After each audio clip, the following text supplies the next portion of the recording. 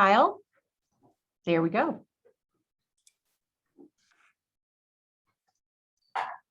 Well, good morning, everyone. Welcome to the 2021 Wyoming Articulation Summit. I'm so very glad to have the opportunity once again to welcome you all this morning and to thank you for your participation and your dedicated time this morning to this incredibly important work. You know, I think the title summit is such a fitting descriptor of what we're going to do today, and that is we are going to come together as decision makers who have stakeholder groups and students and folks across the state who are interested in a common goal, and that is advancing the education agenda in the state of Wyoming to make sure we are continuing to do what we can to provide high quality education and experiences to students in Wyoming and students who visit the state of Wyoming from abroad, to have the opportunity to influence the state in a way where we can drive economic advancement and change and support to the state. All of these things you all are very involved in at your institutions and in your communities. And this collective grouping, this community that we bring together once a year is just the most outward and visible expression of all the work that has happened and is continuing to happen on your campuses and in your areas of influence.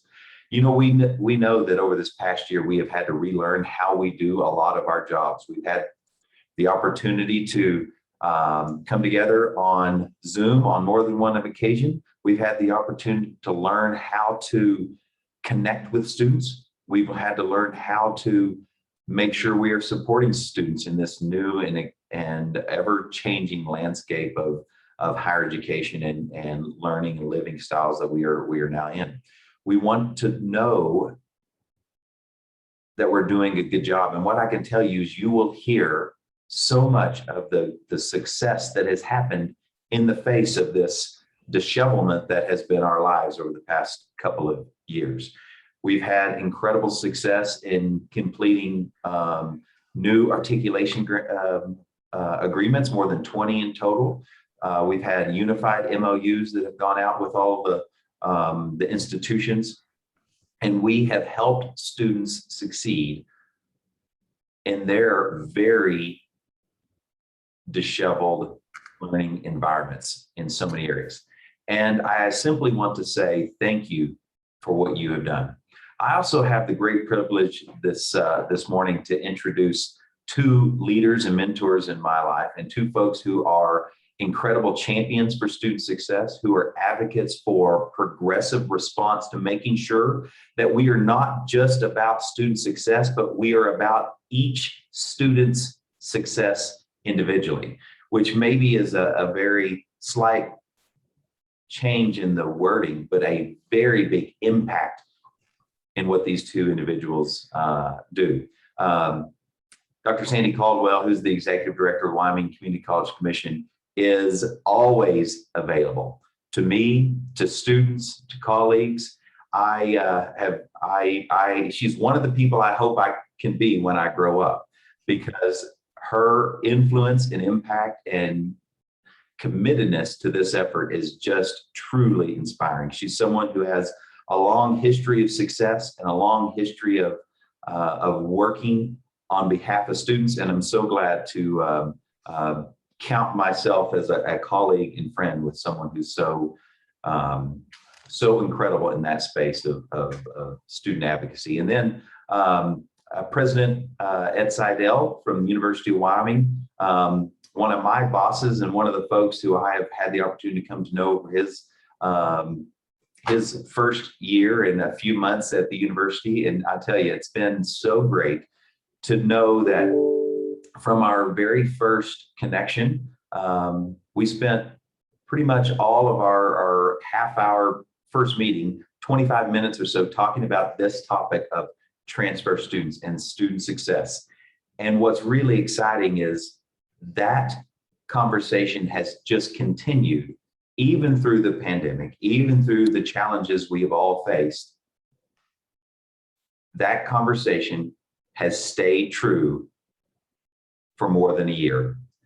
I'm so very glad to have the opportunity to introduce these folks, to ask them to give us a bit of a state of education address, to share a little bit of the success you all have been so key in bringing to fruition for the students. And I'm so very glad to have the opportunity to welcome you to the summit, to introduce these individuals, and to say thank you for what you do. And we look forward to the continued successes we all share in this this great state of Wyoming, and in the great efforts of higher education we share. So have a wonderful day. Enjoy your summit. Thank you. Thank you, Kyle. It's very appreciated. And I think given this Articulation Summit is hosted by the University of Wyoming, I think it only appropriate as I start to share the screen to let President Seidel really start our introductions here. So President Seidel, if you'll go ahead and start, and then I'll introduce a little bit as I'm getting the screen share, if you don't mind. I defer to you first. Thanks, Sandy, and thanks, Kyle, as well. It's for those of you who haven't met me yet, I just want to say, first of all, what a privilege it is to be here in this state, and just for you to know that I am absolutely dedicated to the success of the state and to the partnership with the community colleges, and I would say more broadly, to helping to really grow not only our workforce, but focusing to some large degree on outcomes, not just for the workforce, but for the economy of the state.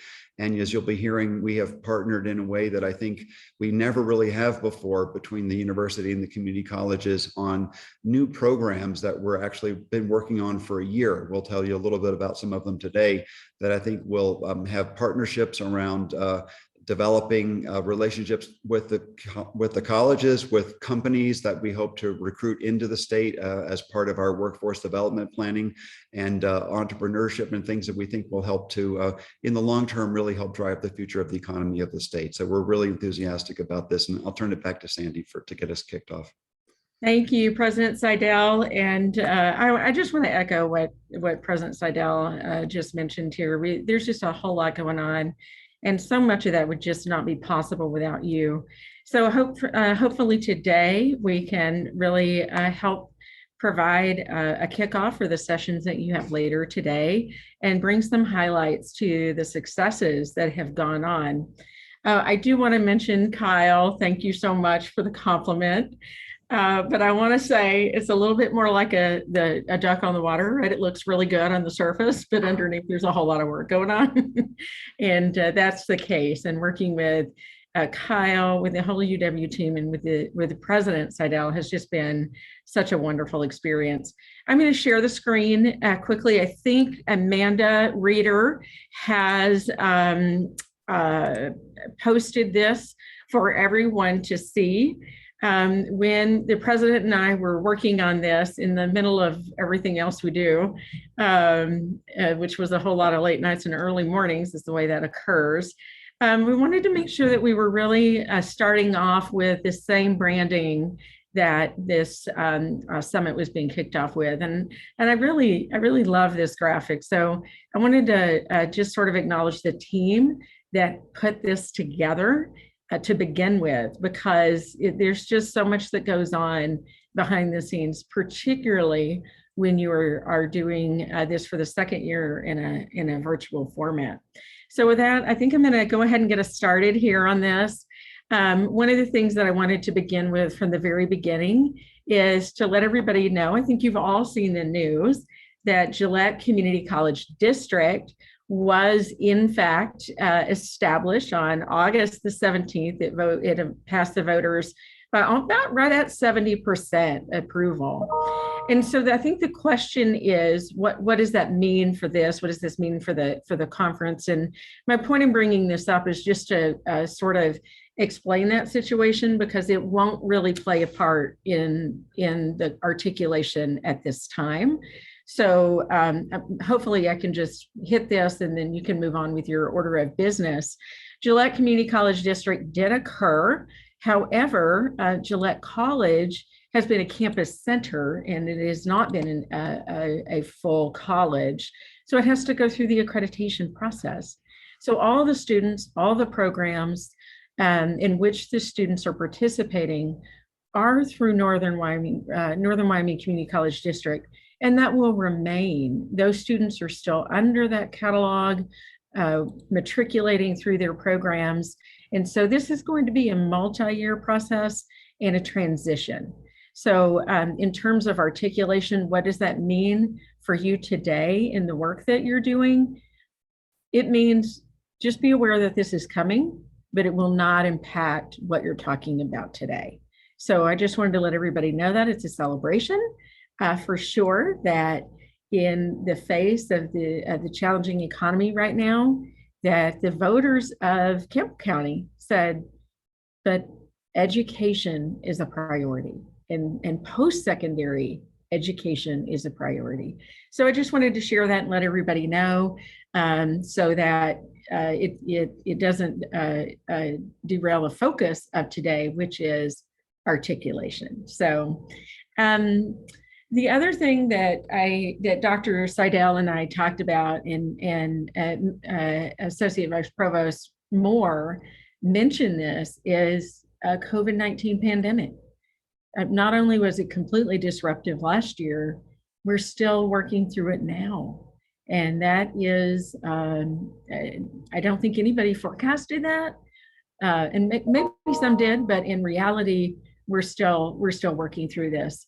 But the ability to do the work that you did in light of that is just a testament to the commitment of the faculty and the staff who work to support our students. When you put student success and completion first, it helps you put the focus where it needs to be. So I know the focus of the last session today is going to be moderated to really have a robust discussion about the impacts to the institutions, what it took to do the transition of modality, the enrollment changes that occurred, and then the really severe budget cuts that we all had to face during this time.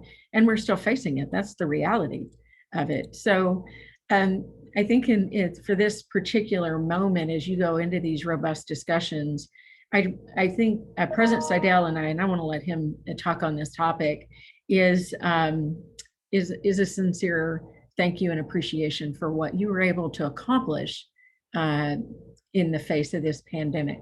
President? Thanks, Sandy. I agree. It's been a major focus, obviously, for all of us in the last year. And I would say that sort of the 1-2 punch on my first day of coming into this role was budget cuts and COVID-19. And we had to pivot as quickly as possible. I was really proud of the way our institutions have responded, going online at the turn of a dime, basically, and then working to get it right over time. So, of course, there are snafus in the very beginning with this. Faculty and students, I think, all learned how better to handle this going forward in terms of online learning, the methodologies for online learning, all of the IT infrastructure that was needed to support that. I know at UW, a major emphasis was put on that, and then the challenges around keeping the campuses safe in the face of the pandemic. And so we at the University of Wyoming, and in many cases in partnership with the colleges, undertook very serious testing plans and implemented a plan that wasn't really in place when I got here. So we worked a lot with colleagues around the country to implement our own testing capabilities here, our vet med lab and others on campus. I mean, literally hundreds of people devoted to every aspect of this, from understanding what interventions we need to take without compromising our ability to actually carry out a first-class education,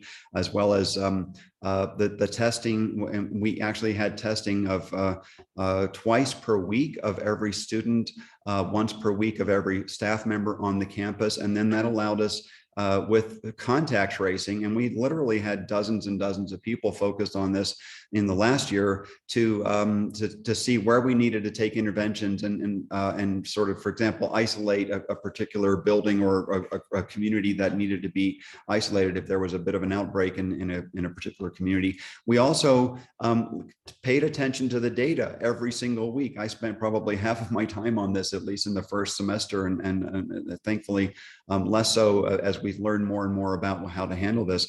But we did make changes, and in fact, then we weren't going to even have an in-person graduation last year, but we did, and it was probably the best day of the whole year, the best 2 days of the whole year. It was really a fabulous kind of outcome after such a difficult year. So anyway, this year we've again had to go back into our mask wearing, but with much more flexibility based on our better understanding of how everything operates and how the virus is transmitted and so on. So anyway, I want to give thanks to everybody at our campus in particular, because I've worked with you also so closely, but across the entire state. I think it's been a pretty big success that we managed to get through this, and it has impacted our enrollments actually. So we have work to do, I think, to bring them back up.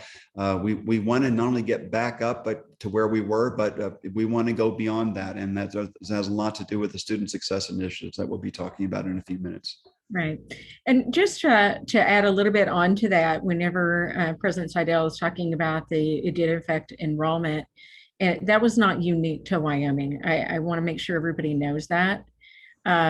We took a hit at both the community colleges and at the university. So it did occur statewide. However, with the CARES grants that the governor released, it really helped us augment that. And the state of Wyoming, through the community colleges and the university, ended up with that quick action, the work all of you did to really connect with your students. And I know a whole lot of personal contact occurred to outreach to your students. We were able to really close that gap much lower than what the rest of the country faced. So kudos to all of you for that, because I think that's really worth mentioning. Is it really was a big financial strain to our families and their ability to participate. So thank you for all of that work. And so in light of that, this next slide, I think, is really important for us to really take a moment to talk about the great successes, because there was a lot that actually was accomplished during the pandemic. And I can't stress enough how hard this was, because there was so much change and disruption.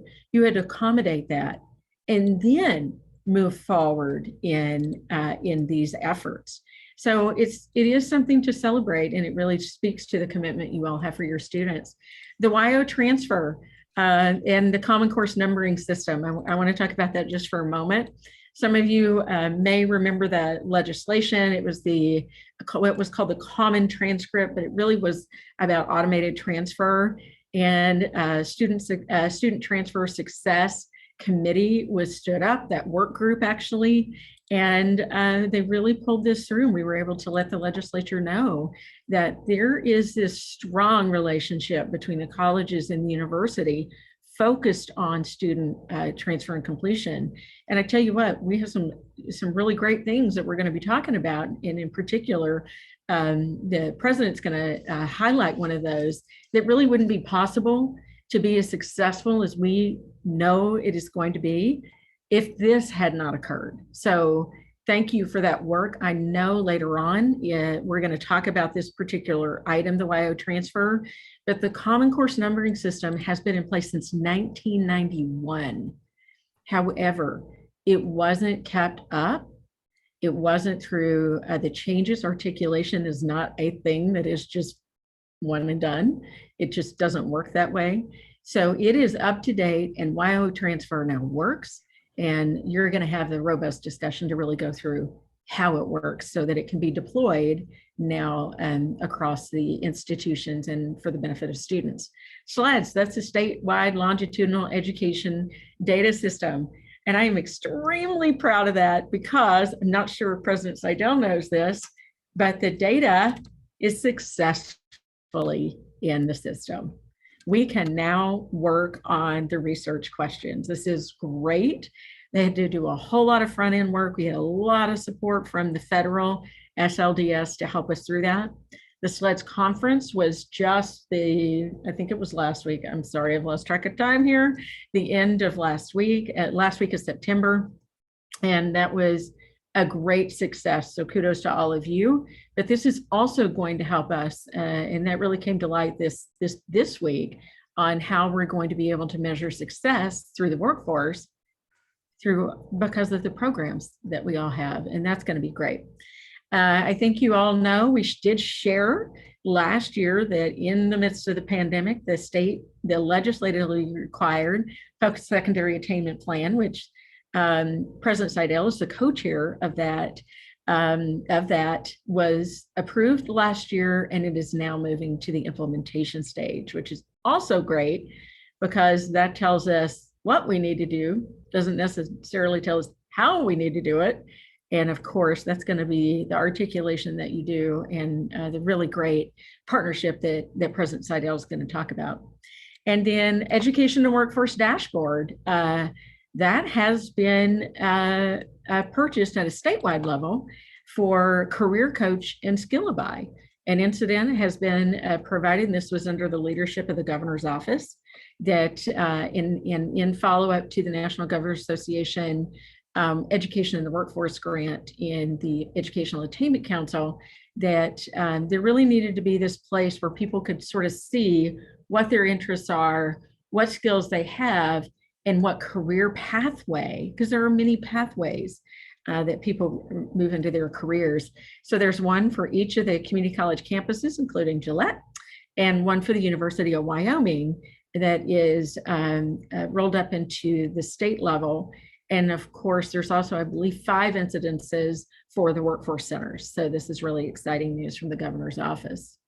So new opportunities. And by the way, successes to celebrate. There's more than that. You just heard Associate Vice Provost Moore talk about just this year. So just in this last year, 20 more articulation agreements were reached. There was the CTE teacher pathway. There were a lot of successes. We wanted to highlight these that were really based in some really intense work in partnership with the legislature and the governor. New opportunities, though. WYO transfer. It was implemented. It's there. It was completed, but now moving it forward with all of you is really a part of the work.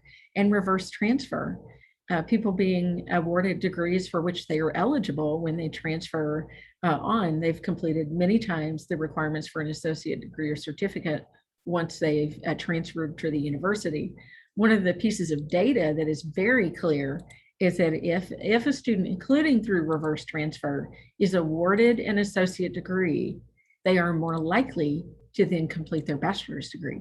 It is amazing the linear relationship to that.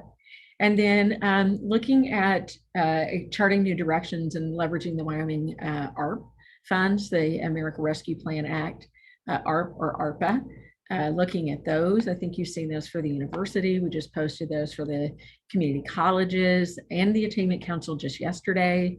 It's very exciting. I think President Seidel is going to mention more of that related to the partnership. And then explore new program delivery based on other successes. The Renew is one of the most innovative nursing bachelor's degree programs in the country. It's great. It's such a fantastic model, as is the CTE teacher prep.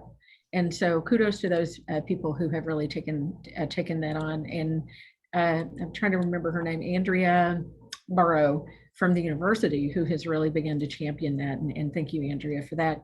And then, as I've already referenced multiple times, and President Seidel is going to share his enthusiasm in another slide on the Wyoming Innovations Partnership, but otherwise known as the WIP. It's also really a fantastic way to really sunset the work of the attainment and move forward into the how we're going to do some of these things in the state. So President Seidel, you want to add anything on this slide?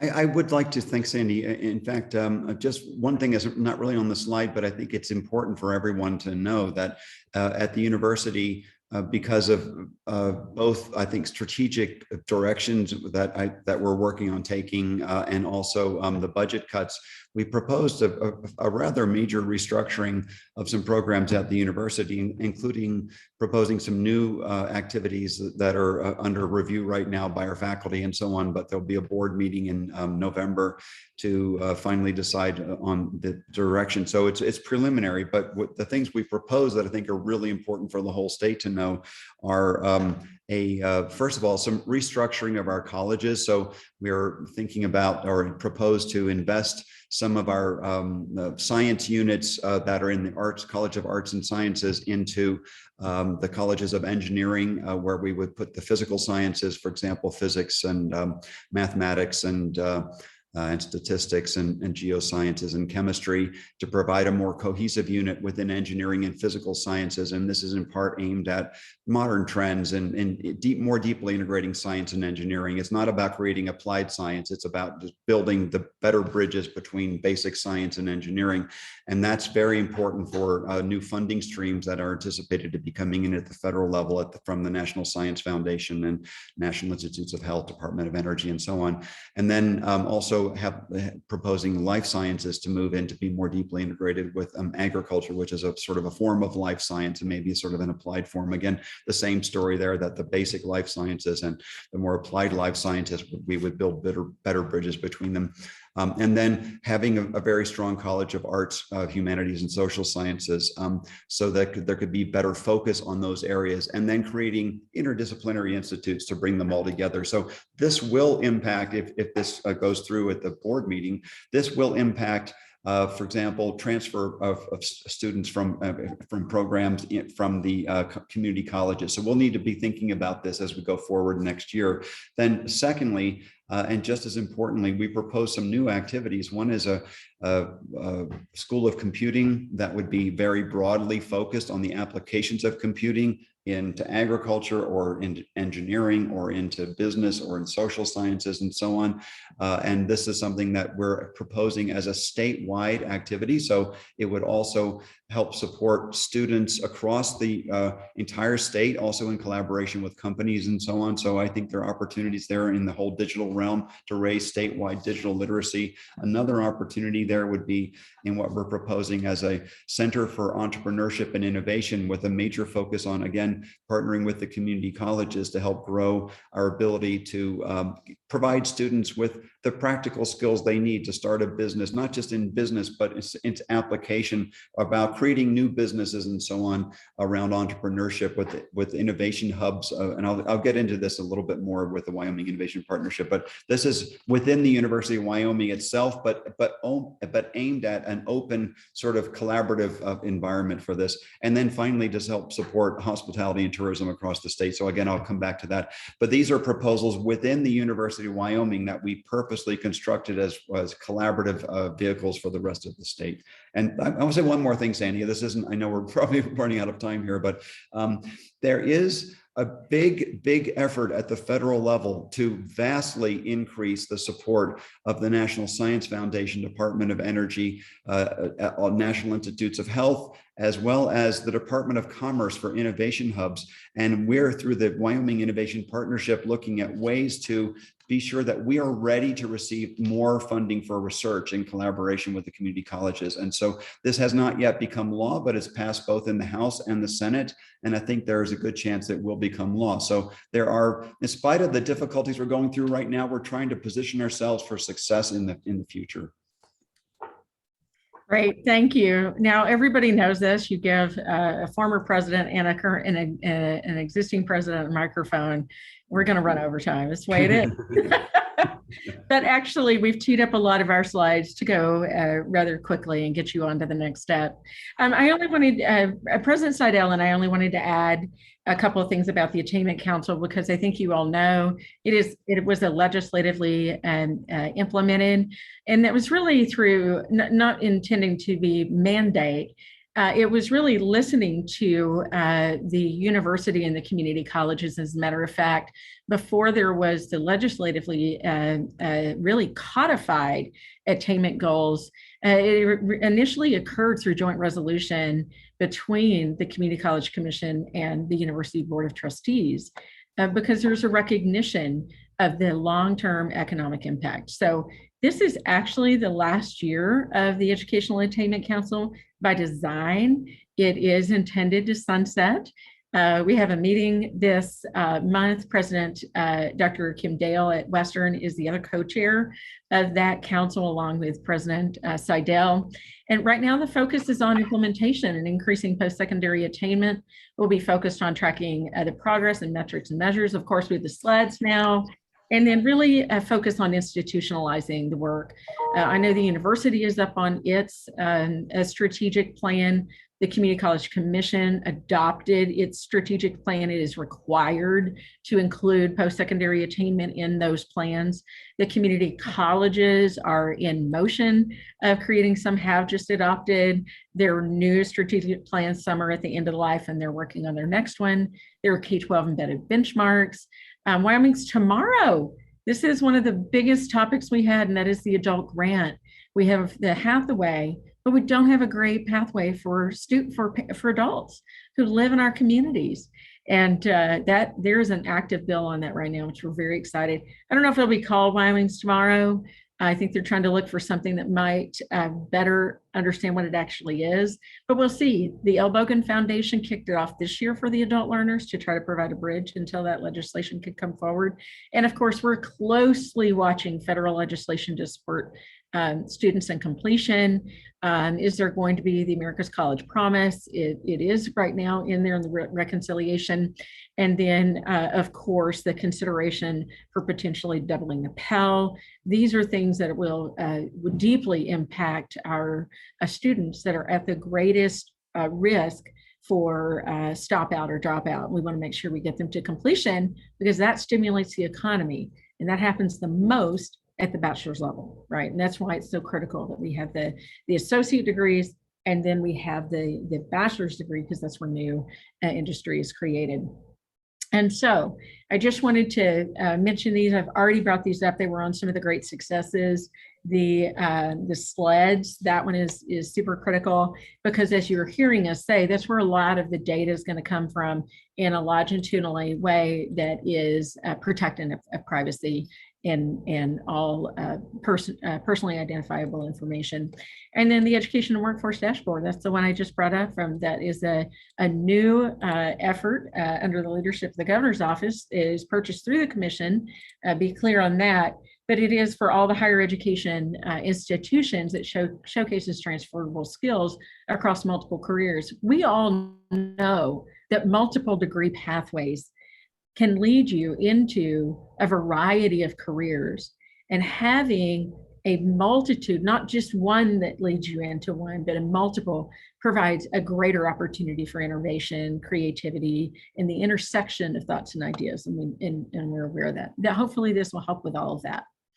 And then this is the one that some of you, if you've been here before, this particular slide is not new, and I don't know if my window is covering that up, but it's really critical that the Common Course numbering system stays updated. That is an important part for articulation to work. It is an important part for WYO transfer. It is an exhaustive, methodical assessment of course offerings across all the public institutions. It is mission critical. So when there are curricular changes to courses, which should absolutely happen, right? A static curriculum is one that becomes outdated and not relevant, right? So doing that good work to make those changes, absolutely. But it's got to then make sure it gets into the Common Course numbering system that allows the courses to be correct and updated. And that's what helps facilitate the transfer in WYO transfer to actually be functional. And we all know that, but making sure that mechanism occurs is so very critical. So I want to be clear, because I had heard somebody mention that, well, they don't want us to make any changes. Absolutely incorrect. Curriculum must be relevant, modern, updated, and it must evolve. And I think we really want to make sure that there's a good understanding that this is embraced. President Seidel, do you want to add anything to this particular one I wanted to ask? Well, I'll just say this is a monumental advance working on this, and so as we develop also new offerings in the coming year, it'll be essential that we make sure that we build that into this common course numbering system, and we will do that. Perfect. YO transfer. I just want to slip into this one really quickly because it is a significant focus today. I only want to share a couple of things because now President Seidel and I are seeing that we need to, other people are popping on, so we're taking too much time. But you are going to have an entire session on this. I believe there are close to 4,000 courses in the YO transfer.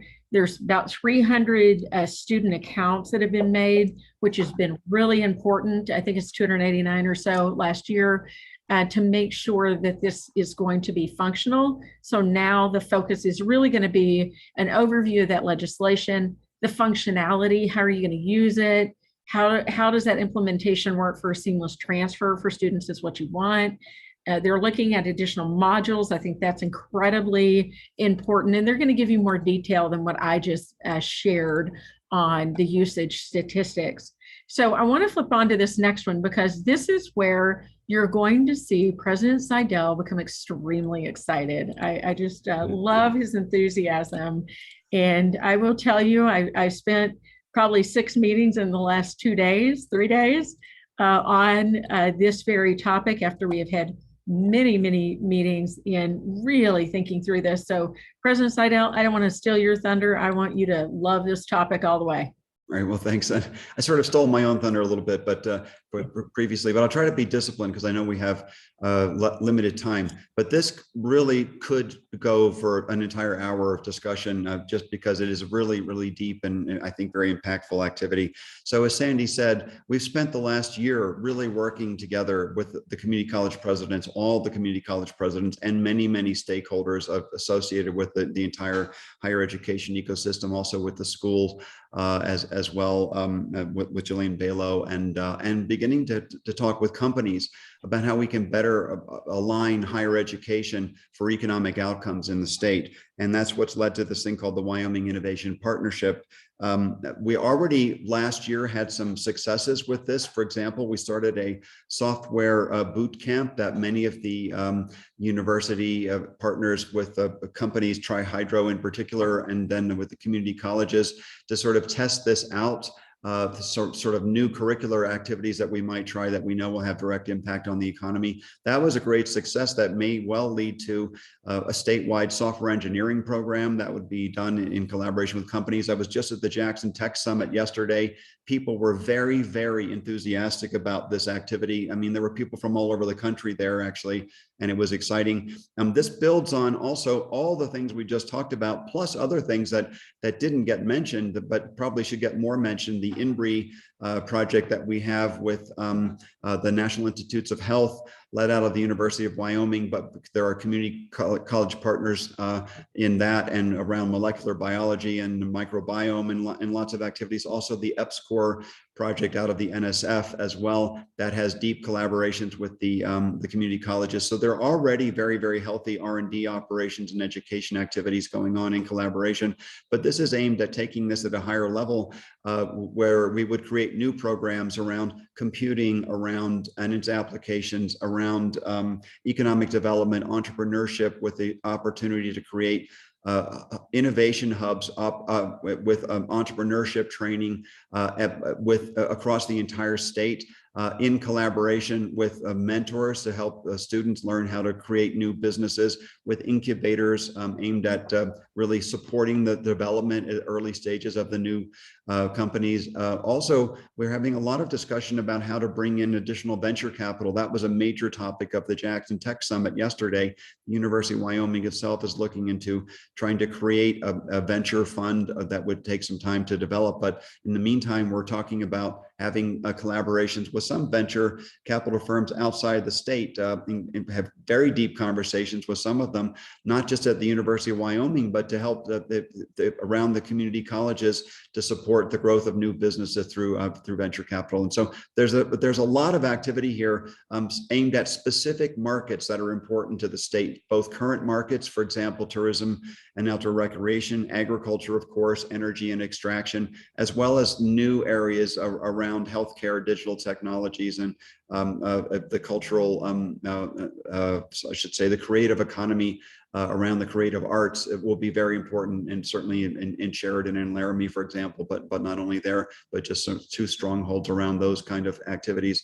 So there's a lot of activity, and we've asked the governor for very significant funding from the America Rescue Plan. And we're in conversations now about how we might get started in year one, but we have a 3-year plan that would involve, in fact, is proposed over $100 million in funding that would, if we were to be able to receive this funding, would give a big jump start to the collaboration and to programs that we will carry out collaboratively with the colleges, with communities, with companies. And I think this can have really an incredible impact in the next few years and then beyond. That's just the starting point for this. It is exciting, and it's been a lot of hard work, though. And I don't want anybody, just like the work you're all doing, this articulation. I mean, at the end of the day, the articulation, that has to be the game. So this is where I wanted to make sure to, this is really underscoring what I had said earlier. It's a starting point for deeper and bigger collaborations to come.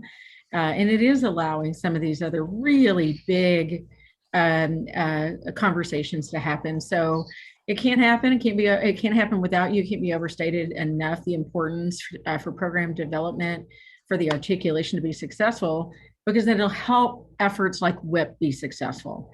And that's critically important. We are out of time. Amanda, you gave us 30 minutes. We've taken 40. Next time you should give us 15. We'll be on time then. But if you would like to ask us questions, there's not really an ability to do that at this point. Please send them to Amanda Reeder. She can then pull those together and send those to President Seidel and myself, and we'll answer them. We will do that. So anything that you want to ask along the way related to what we presented or articulation, please send those to Amanda, and she'll get them to us. So with that, I am going to stop this share.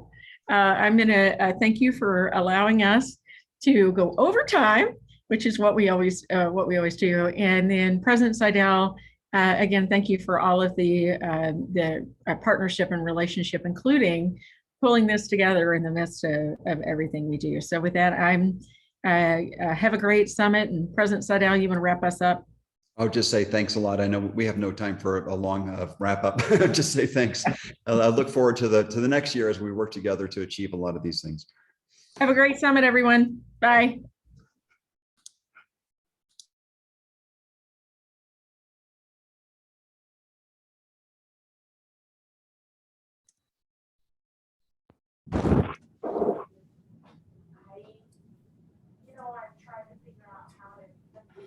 Hi, everybody. This is Ben Moritz, and I'm going to be leading some of the discussions on session number 1. I don't know if Amanda wanted to give any remarks between the sessions.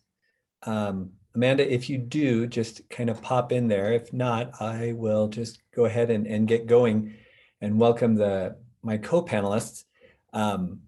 Paris Edderburn is our CTO here at the Community College Commission. We have Mike McIntyre and Eric Shevsky, both from Academy One. And we are excited to talk to everybody about wyotransfer.org.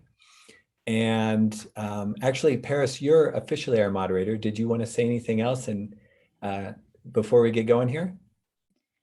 No, so I just wanted to briefly touch on what we're going to cover today. We're going to give an introduction. Ben's kind of already done that. Then we're going to cover a little bit of background about this topic.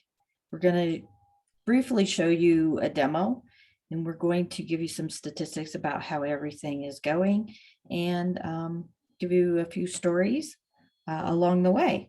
And then Academy One is so kind, they have agreed to share what some other states are doing and what potentially we're going to be doing soon as well. So other than that, why don't we start off with introductions? I know Ben introduced ourselves, everybody, but if you guys would like to add anything. Also, if you If the audience has any questions, feel free to put a question in the chat and we will get to it while we're going through this topic. Thank you. Dr. Moritz. Thank you. Well, as far as introductions are concerned, I'm Deputy Director of the Community College Commission. Let me turn it over to Mike. Oh, Mike, we can't hear you though. Microphone on. I'm Mike McIntyre. I'm President and COO of Academy One. I'm Eric Shepsky. I'm implementation and support with Academy One. I work very closely with Ben and Paris and their team to implement the site that we'll take a look at shortly. Great. Thank you both. And again, thanks for being on. I know you all have a million things to do, and I'm sure the audience is appreciative as well that you're here to help out. Let me just give some background. I know Dr. Caldwell and Dr. Seidel already mentioned quite a bit about the need for not only articulation and equivalencies, but making it easier for students across the state to take advantage of that. And at the end of the day, encouraging more Wyomingites to either start their educational journey or to continue one that perhaps was disrupted earlier on. And information and ease of use are two key components to making that happen. So this all really got started when the legislature passed HEA 96 a couple of years ago. And it specifically called for, well, it included quite a few things, but it was really focused on transfer and articulation and making sure that those processes were easier for students across the state. One of the things they asked us to do, and when I say asked, I mean legislated that we do, is to develop and maintain a common transcript and transfer process system, as well as ensuring that the common course numbering moved forward, course equivalency identification moved forward, and that we needed to create an online system to facilitate the transfer and planning of credits. So very quickly after that, a Student Transfer Success Committee was formed with representatives from all 8 institutions, and that will soon be 9 institutions, that meaning the 8 colleges and the University of Wyoming. And our first task was to identify a vendor to provide these services. And we spent a long time on it and vetted a lot of different platforms out there. And we're very happy to choose Academy One, and the folks at Academy One have just been great to work with and very supportive. And we have questions all the time, and they always answer and help out.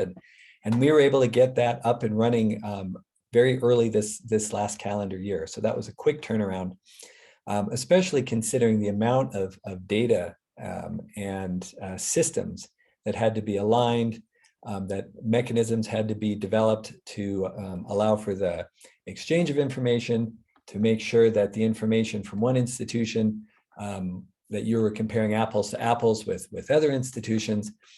And it really just impacted a lot of different functional groups, academic affairs, student affairs, information technology, and marketing, just across the board. And so what we're going to be talking about today and demonstrating really is the result of a lot of hard work from all 8 institutions, soon to be 9. And so if you're online and you've been involved in that, my sincere thanks for all the work. And it continues because we're still rolling things out. But, again, very sensitive to time, and just want to go over quickly what is going on now and what we plan on rolling out soon. And then I think maybe we can then turn it over to our other panelists and they can show us what I'm talking about. But at this point, it's wyotransfer.org is the website that we stood up. And hopefully all of you have visited at one time or another. If you haven't, maybe you know in the corner of the screen here, you can open it up. We'll also do a walkthrough later. But one of the most important things is that it utilizes a single sign-on. So that means if you've been a student at any of the 8 institutions, you can utilize those credentials to sign on, create an account, and start utilizing the functionality in the portal. So when you do that, you then see all of the courses that you've taken at any of those institutions. And then you're step through the process of, what do you want to do now? Do you want to finish a degree that you started? Do you want to pursue another degree? Do you want to know what degrees are out there?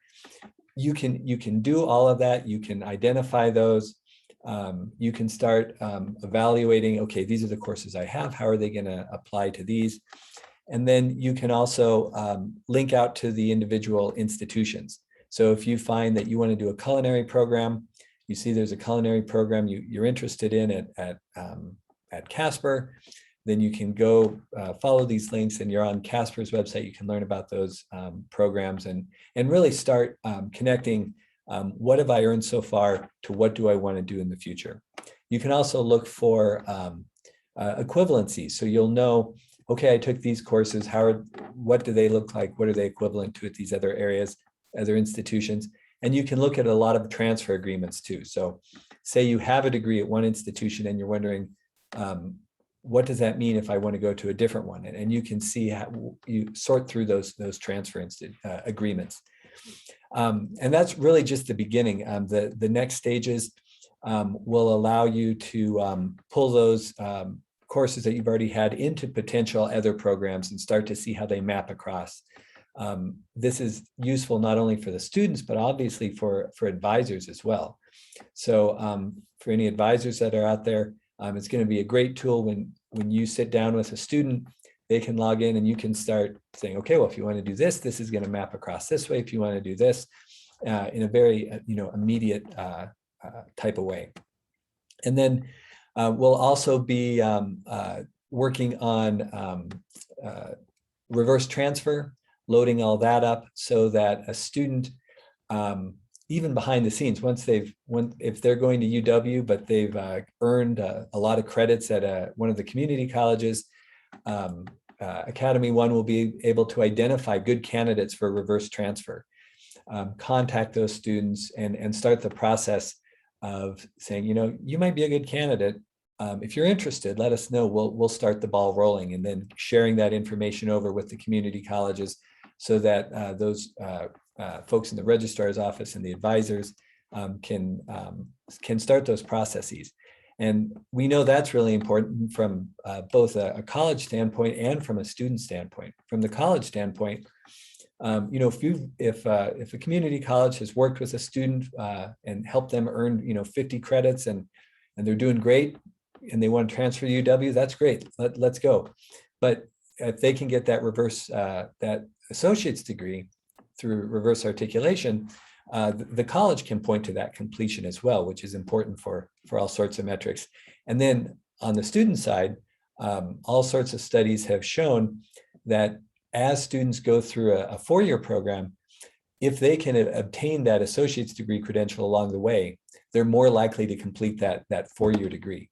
It's positive reinforcement for what they've done before, and just gives them that extra confidence that sometimes is all the difference when pushing through those last few semesters.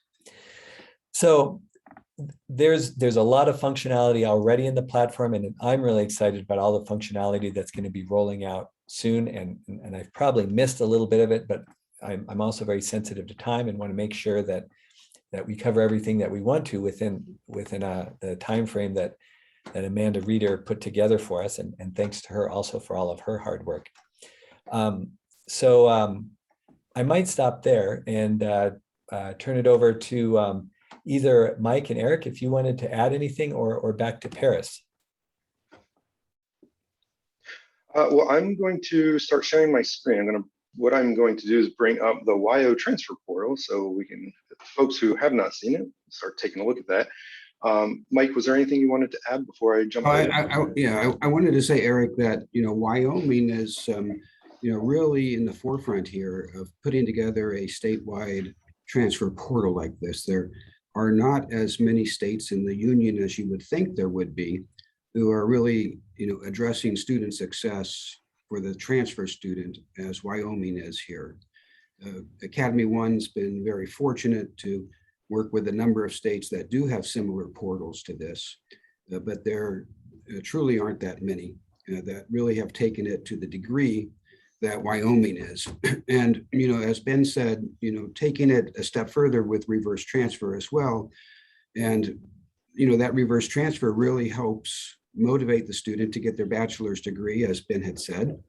But also there are those students who they leave the community college, they go on to the four-year institution, but then life happens and they may not get that bachelor's degree.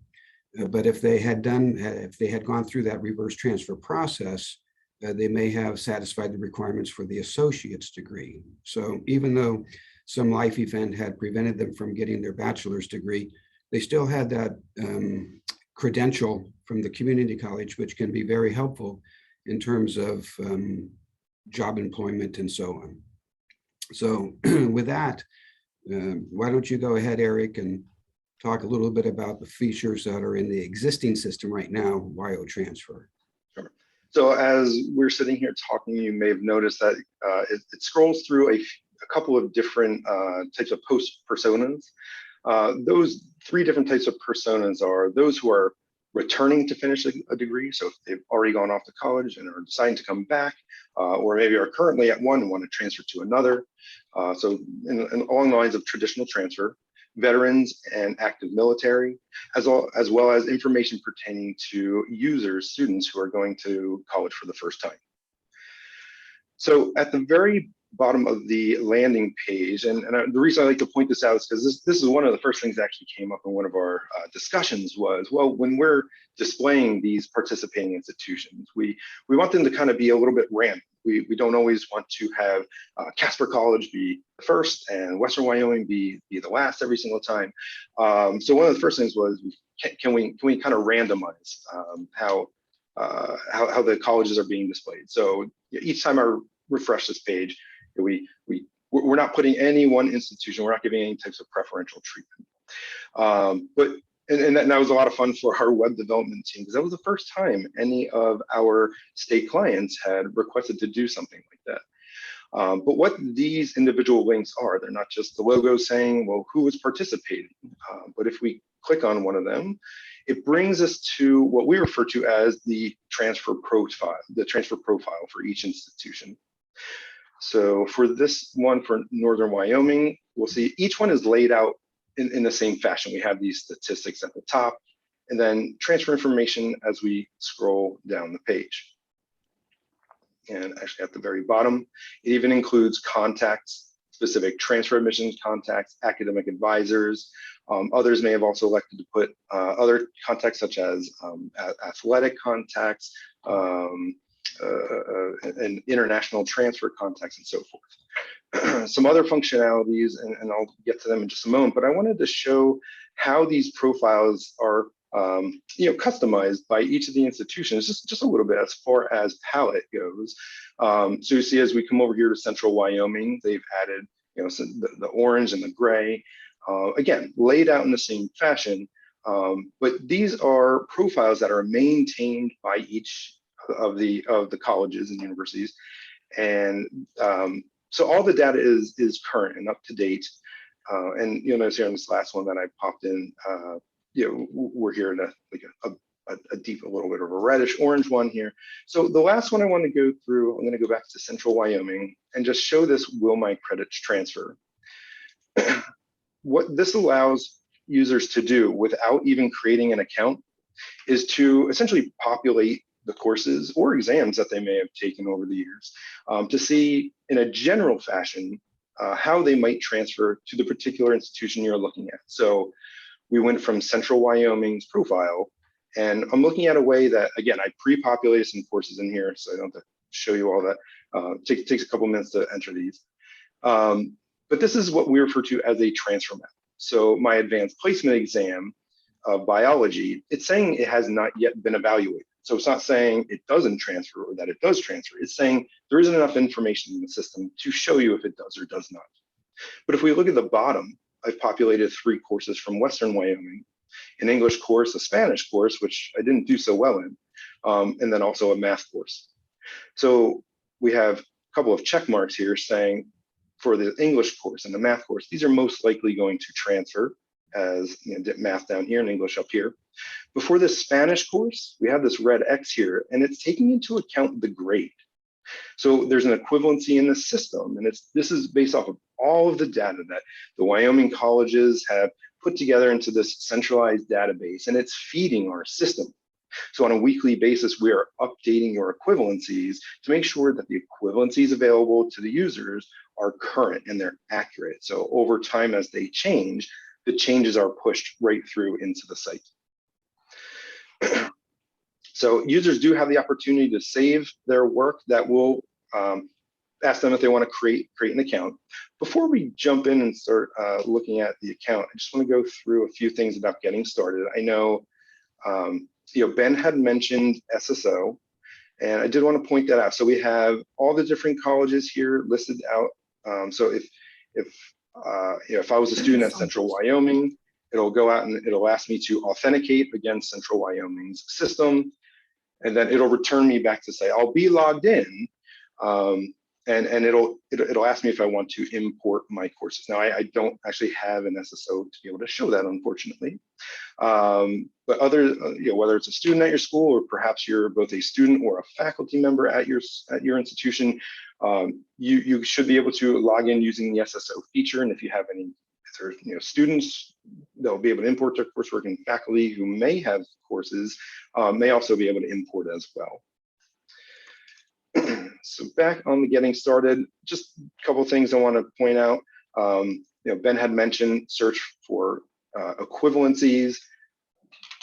So if I was looking for and this is just a general way, if I was looking for how courses transfer from Central Wyoming University to the University of Wyoming, I can do a general search. There's also the ability to do advanced searches if you're looking for particular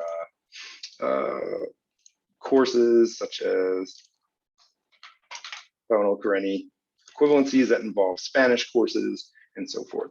But these are just a general equivalency records. Now they are used in that equivalency map functionality that I was showing before, but they're also used during the stage of being logged into the site. So again, I do have a user I'd set up a long time ago. We have some AP courses here, some courses from Northern Wyoming and Western Wyoming. So, and I know I'm going pretty quickly, but I just want to show a little bit of functionality while logged in. So this is my account as a student. If I had SSO'd in these courses, whether it's across just from one Wyoming school, one Wyoming institution, or multiple, it'll import them all into this system. And what it allows users to do is click on Find Transfer Institutions, where we give what we like to call a fork in the road. This bottom one gives a general idea of how your courses may transfer, just like the equivalency maps that we saw through the profile. But we also did a lot of work for saying, well, if we want to show how might courses transfer into particular degrees. So if I have maybe a business, if I'm interested in business, I can indicate these different types of business programs that I might want to take a look at to see, well, how would my coursework, how might it transfer in?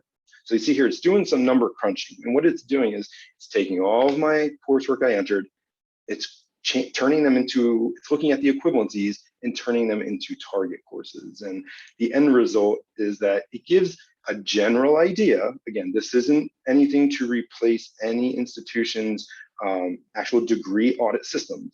This is supposed to be what we would call a simulated degree audit, to say if you decided to transfer, here are the different ways that your courses may transfer. And for a specific program, this is how it may apply. So Mike, was there anything else you would like to add, or anything else you'd like me to hit on? So lastly, I'll get back to the getting started.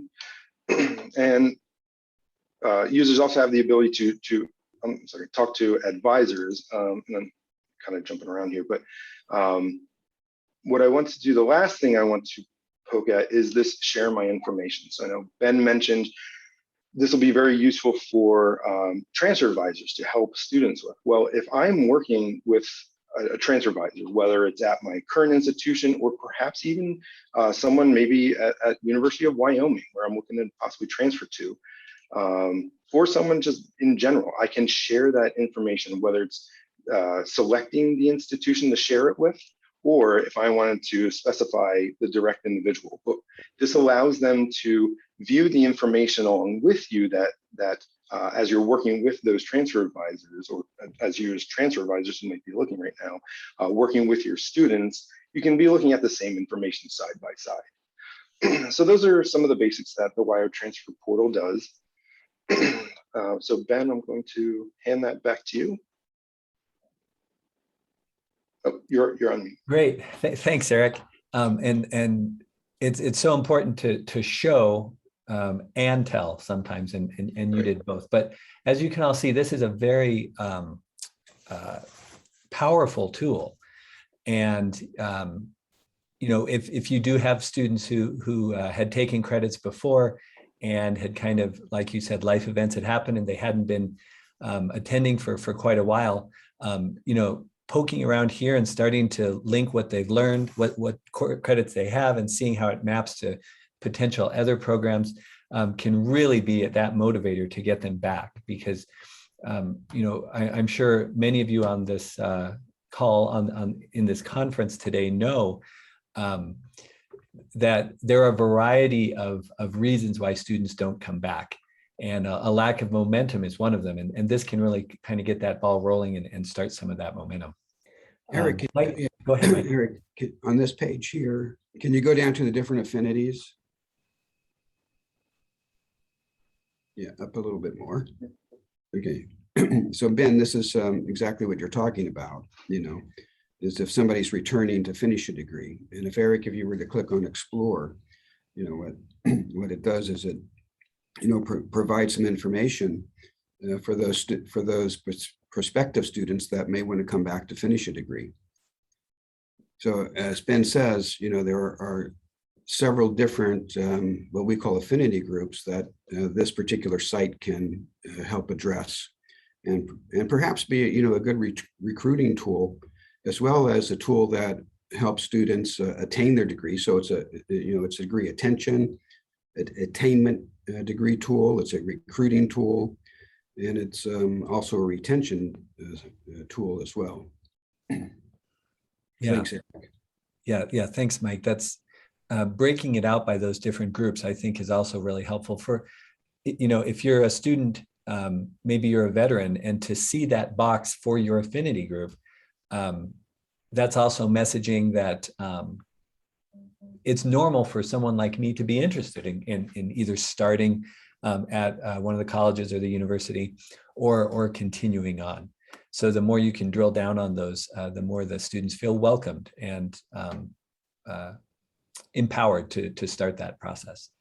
You know, I'd also like to point out, we have some statistics from how this is, how students have been using this over the past, I think, is it 7 months, maybe 8 months?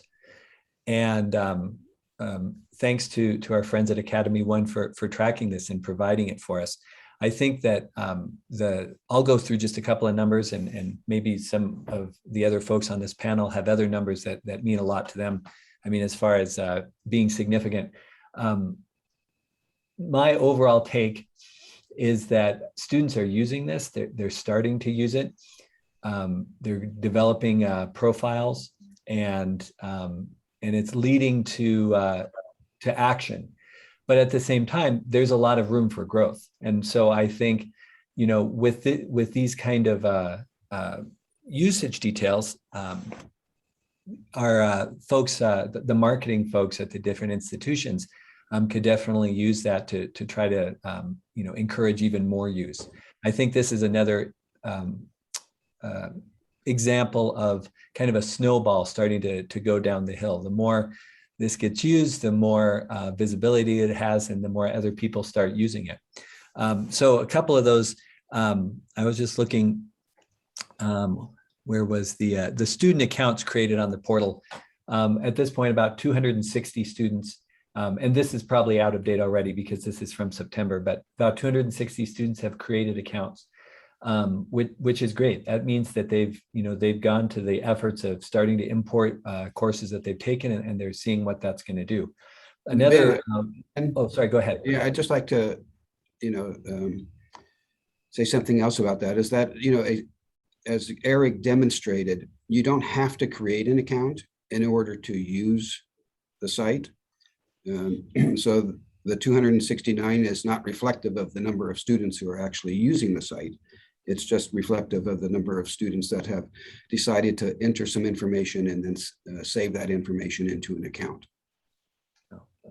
Well, yeah, and Mike, let me turn it over to you. What numbers are jumping out to you? I mean, because you've worked with a similar platform, developed those for several other states, and have seen those other states kind of launch and then move forward. What do you see when you look at those? Eric, do you have the numbers there in front of you? I do, yeah, and I think one of the cooler numbers that I like to look at is the courses that students have added for users who have elected to create an account, whether it's manually create one or through the SSO functionality. When they're adding courses, so you can do that manually, or with SSO, I said that they're automatically imported.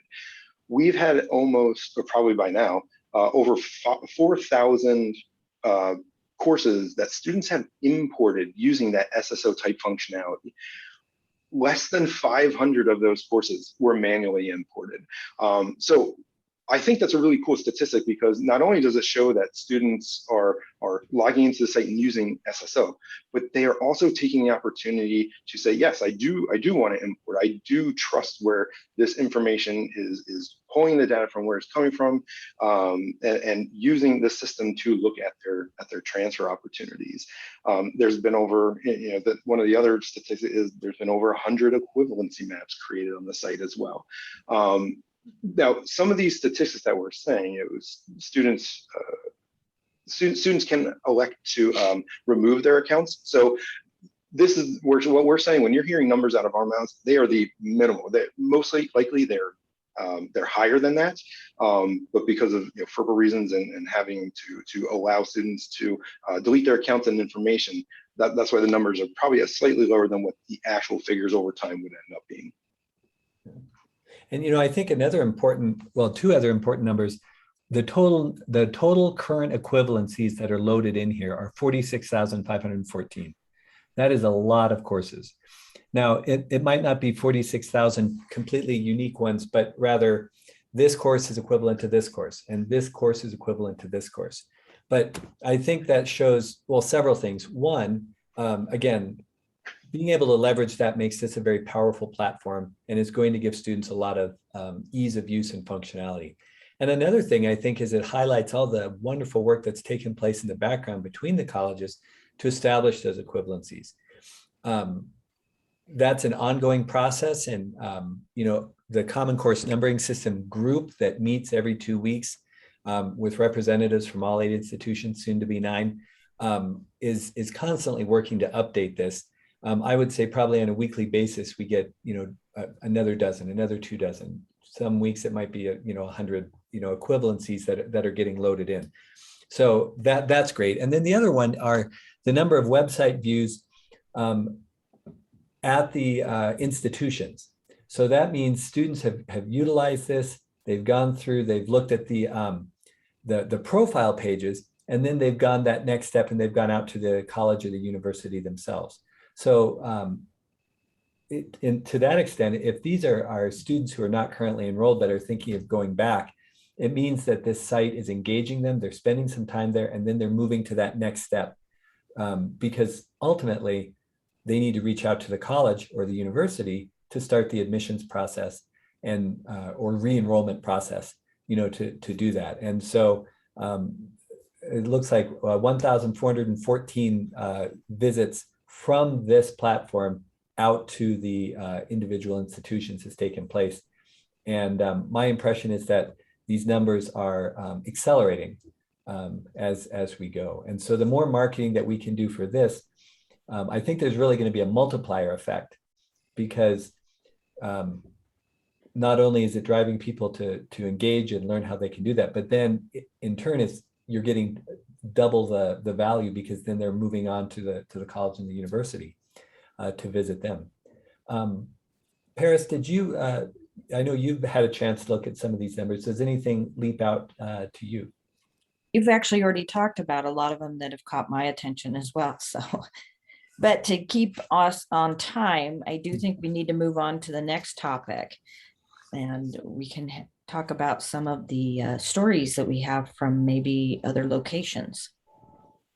I'd like to start off there, Paris, with sort of amplifying on what Ben was talking about in terms of the equivalencies and the number of equivalencies that are in the system. When Eric did demonstrated a little bit, he said, hey, look, I've taken an AP course, but there isn't a equivalency yet established for AP courses. So I do not believe that Wyoming has gone through the work in order to develop the equivalencies for AP exams and CLEP exams and IB, International Baccalaureate exams, and so on. So I think that there are an awful lot of students that take those types of exams. And so that might be something that your task force would want to take a look at as they're creating equivalencies. The other thing is that in terms of equivalencies, you have to keep in mind that all of the equivalencies in this system right now are equivalencies from one Wyoming institution to another Wyoming institution. So what many of our state clients will do is they will also include equivalencies for courses that have been taken outside of the state at some of the neighboring, at some of the institutions in neighboring states that are definitely schools that you have had some relationship with in the past in terms of the number of students that are transferring back or transferring to one of your Wyoming institutions. So that would be another way to expand the recruiting aspect of the application, is to begin to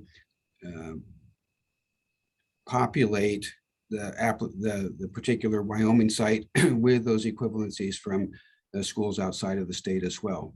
But obviously this is, we need to walk before we can jog, before we can run.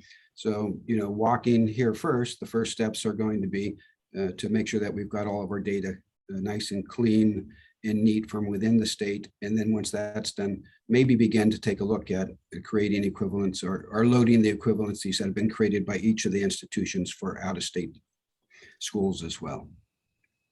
And Mike, I like your comment about the AP and the CLEP and all of those. There is a related work group across the state working on prior learning assessments, PLAs. And the 8 institutions across, soon to be 9, each have slightly different policies when it comes to PLA. And in some cases, not slightly, but very different policies. And it has been a goal across the state to get those into more alignment, again, with the ultimate aim of getting more returning students to come back, working adults to come back. A working adult is far more likely to come back to college if they know they can perhaps earn some credits for all the work that they've done. But if those policies are very different from institution to institution, it can make transferring of those difficult. And so again, we want to ease that process for students. We want them to be able to graduate. And so there is the folks at Academy One have pointed out they have the functionality there for these prior learning assessment equivalencies as well, such as the ones Mike mentioned. But prior to loading those all up, this work group, since they're already working on identifying how they can bring that into alignment across the state, it will ultimately lead to some changes in policies. So rather than loading those policies up now and then changing them in 6 months, we're trying to align them first so that we only have to upload them and get them going at one time. But that definitely is a goal. And I think that highlighting the need to load in out-of-state equivalencies too, especially for high volume ones. We have a lot of students that come in from Front Range Community College. We have a lot of students that come in from Salt Lake Community College. We have, et cetera, Western Nebraska Community College. If we can get some of those loaded in, like Mike said, it can be a out-of-state recruiting tool as well as an in-state one.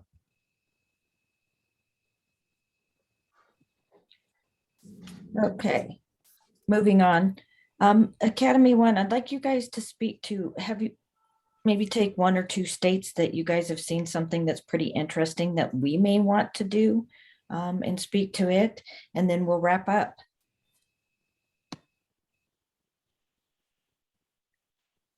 Eric? I will say, by and large, I mean, WYO transfer is doing just about what every other state we have is doing. I would say we've already kind of pointed out the things that we would probably want to expand upon, which would be like states like South Carolina. They made a big initiative to have advanced placement and international baccalaureate equivalencies in the system. Now, it wasn't just pumping in existing equivalencies. There was a concerted effort to have Academy One create a process that says, dear institutions, these are the exams that you are not accepting as equivalencies right now. We need you to create them. So that's something that we did in South Carolina. Within the state of Pennsylvania, and this is really specific to Pennsylvania, is that they have an oversight committee for transferring, and they have a process where each of the schools need to identify a minimum of 10 courses that transfer as a basic credit framework.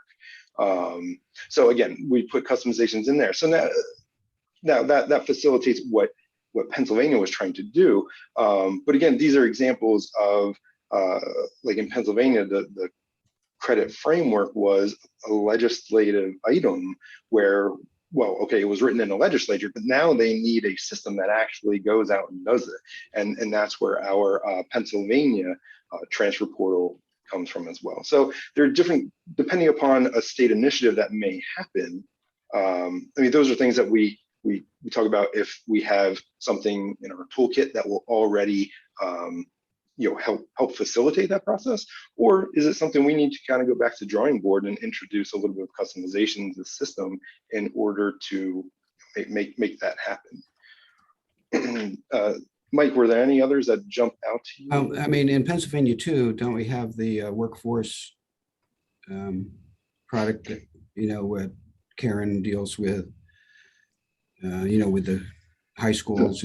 Yeah, so, okay, good. Yes, we have, we work very closely, not just with the Pennsylvania colleges and universities, but we also work with their career and technical education centers.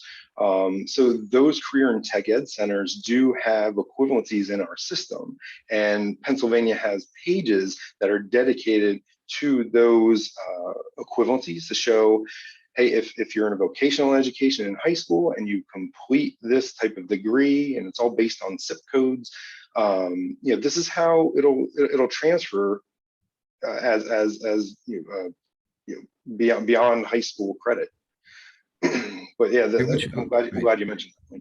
Yeah, it might tie in with what Dr. Seidel was talking about in terms of the WIP program, or creating those partnerships with employers and technical education as well. So that might be something you take a look at, Paris. Well, thank you guys for those insights, and that gives us a lot to think about for the future.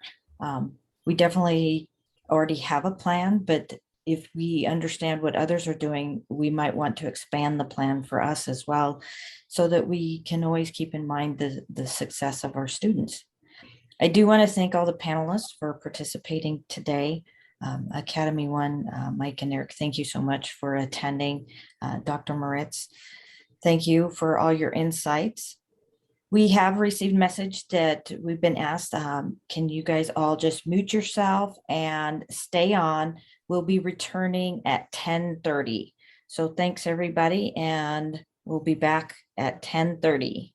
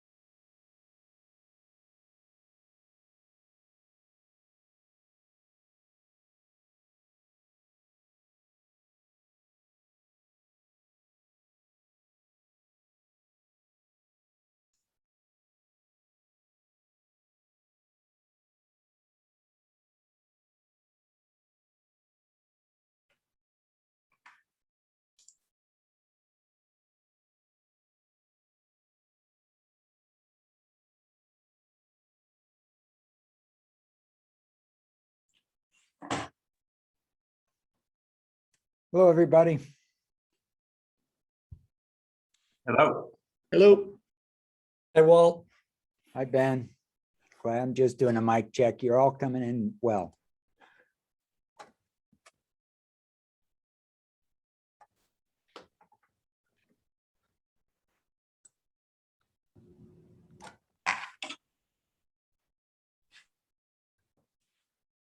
The Packer background is creating some visual disturbance, but the audio is fine. I think it probably is inspiration to all of you, and that's exactly what you're after. You could use a little pick-me-up. That's right.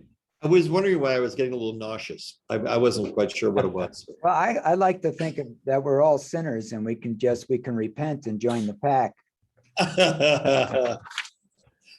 We're a very welcoming group, Yeah. unless you're a bear cat. I'm going to say that my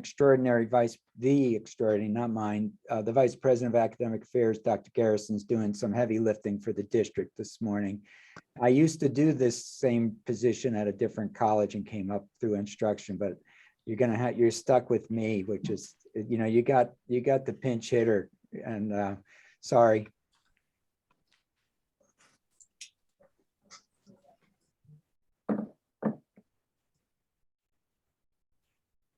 Getting excellent comments from a number of our attendees on the Packer logo, so it's good news. Good group.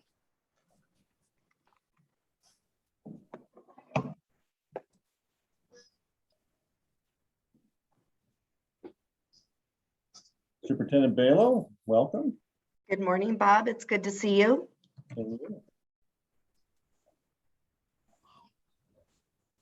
Go ahead and start, I'm being told. All right, that's a good cue, as we do. Well, All there's right, radio 113 guys, looking at things is very difficult. Welcome to the panel called Around the State. We're going to look into the challenges our community colleges and the University of Wyoming faced in the past year. And Superintendent Balo is joining us as well, so we'll get a K-12 perspective. All of you got to deal with a lot of fun, budget cuts, COVID-19, a number of enrollment issues. We want to discuss how you all adapted, what challenges continue, and what are you looking at in the future. And I'll introduce everyone, and then I'll ask an open-ended question for all of you, followed up by some specific things that you may all respond to if you like. And then at the end, I have been instructed to try and leave some time for some closing thoughts. So we'll give the starting lineup here very quickly. Representing the University of Wyoming today is a new provost, if you haven't met him yet, and I actually need to visit with him myself. Dr. Kevin Carmen, welcome today. From Casper College, Dr. Brandon Cosine, who is Vice President of Academic Affairs there. Representing Central Wyoming College, Dr. Kathy Wells, again, the Vice President of Academic Affairs. From Eastern Wyoming College, Dr. Kate Steinbach, who is a professor and department head in early childhood education. From Laramie County Community College, Dr. Carrie Brown Herbst, Vice President of Academic Affairs. Dr. Jerry Gerard is representing Northwest College as the Vice President of Academic Affairs. From the Northern Wyoming Community College District, Dr. Walt Tribely joins us. He is the president, of course. From Western Wyoming Community College, we have Dr. Cliff Wittstruck, who is the Vice President of Academic Affairs. Dr. Jillian Balo is representing the Department of Education, where I believe she serves as the superintendent. And from the Community College Commission, Dr. Ben Moritz is the Deputy Director and the Chief Academic and Student Services Officer. So welcome to all of you. And Kevin is on the same campus I'm on, so we're going to go ahead and start with him. Talk about how the pandemic led to some big time implications for the University of Wyoming in the past year. Well, thank you, Ben, and thank you for the opportunity to join this distinguished panel. Ben, I said Bob, sorry. So that's how new I am. So, so anyway, it's great to be here. Certainly the pandemic had impacts in many dimensions for the University of Wyoming, and of course for higher education across the nation. In many ways, we have a lot of common experiences. I think certainly It had implications for how we think about our educational delivery. Initially, when we jumped on with the Zoom delivery, we had discovered that we could do it, but we weren't well trained to do it. Students weren't used to that learning format. We've come a long way in learning how to use that technology, and I'm quite confident that it will forever change how we teach going forward, and really to many good things coming out of it. Certainly it's had impacts on enrollments, and enrollments have impacts on our bottom line with budgets. And so that has presented significant impacts. And that, of course, is compounded by ongoing budget reductions from the state of Wyoming because of their economic challenges. And again, I know all of us on the panel here are keenly aware of the challenges that represents. So fortunately, we're getting back to something that's closer to normal. We have students on campus going to class, wearing face coverings in class. They've been very cooperative and doing the right thing on campus to help keep everybody safe. We'd like to see a few more of our students getting the vaccines, and that continues to be a campaign that's ongoing, but I think we're making good progress there. So that's a very high level overview, probably no profound insights there. Again, the sort of things that higher education is experiencing throughout the state and throughout the nation. Dr. Coson, you want to tell us about Casper College? Sure. So, much like the challenges the University of Wyoming had, we had many of those. I think one of the biggest takeaways that we have is just improving our distance instruction. I think that was a real opportunity for us to take a look at what we were offering before and then set some minimum standards. At least we have at Casper College that was supported by the faculty. Just saying that if we're going to teach online, then we need to make sure that we're providing them a quality education, that it's equal to the instruction that students are receiving in class, and also looking at ways to make learning more active in an online environment. And so I think it was just looking at it positively, that it was a really good opportunity for us to look at what we were doing and maybe make some modifications moving forward. I told my faculty that everybody had to switch to online or some kind of distance instruction on a dime. So now all of us are doing this. So now this has created one more element of competition in the quote unquote marketplace. And we need to be at the table for that if we want to sustain our college moving forward. Dr. Wells? Thank you. I agree with what both Brandon and Kevin had mentioned regarding the impacts. A few additional thoughts from Central. Although we did have to move so much of our instruction very quickly to some sort of remote learning, in that process, we learned where and what types of courses and programs and learning environments that could be very successful, and what types of programs and learning environments that it's not so successful. We learned very quickly that hands-on programs and courses, particularly in our career and technical education environment, suffered significantly. And we had to figure out how to fill in those gaps of learning for those students who spent time in a remote or a distance learning environment that wasn't necessarily the best format for them with the hands-on requirements. So lots of filling in gaps, lots of quick on-the-spot assessment of learning to identify where those gaps are, and then how to ensure that the students are meeting the learning outcomes they need to get industry certifications, to graduate from those programs and enter the workforce as competent learners. Regardless of the pandemic, we needed them to be competent. So that certainly ties into moving forward, learning lessons such as where distance education is appropriate and where we really need to step up our game a little bit. The other thing that Central learned through the first couple of semesters of the pandemic was the need to be very flexible in how we were delivering education.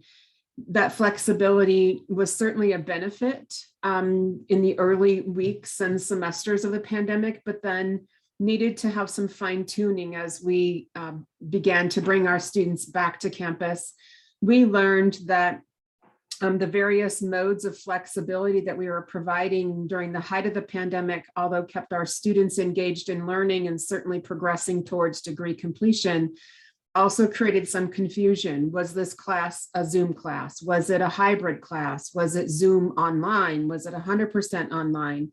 We had so many different modalities that we didn't have the internal and external communication with our constituents, especially our students, for them to figure out how their courses were being delivered. So then when we came to register for subsequent semesters, we had to develop a different language, a different nomenclature for those students to very clearly understand, okay, I'm registering for this course.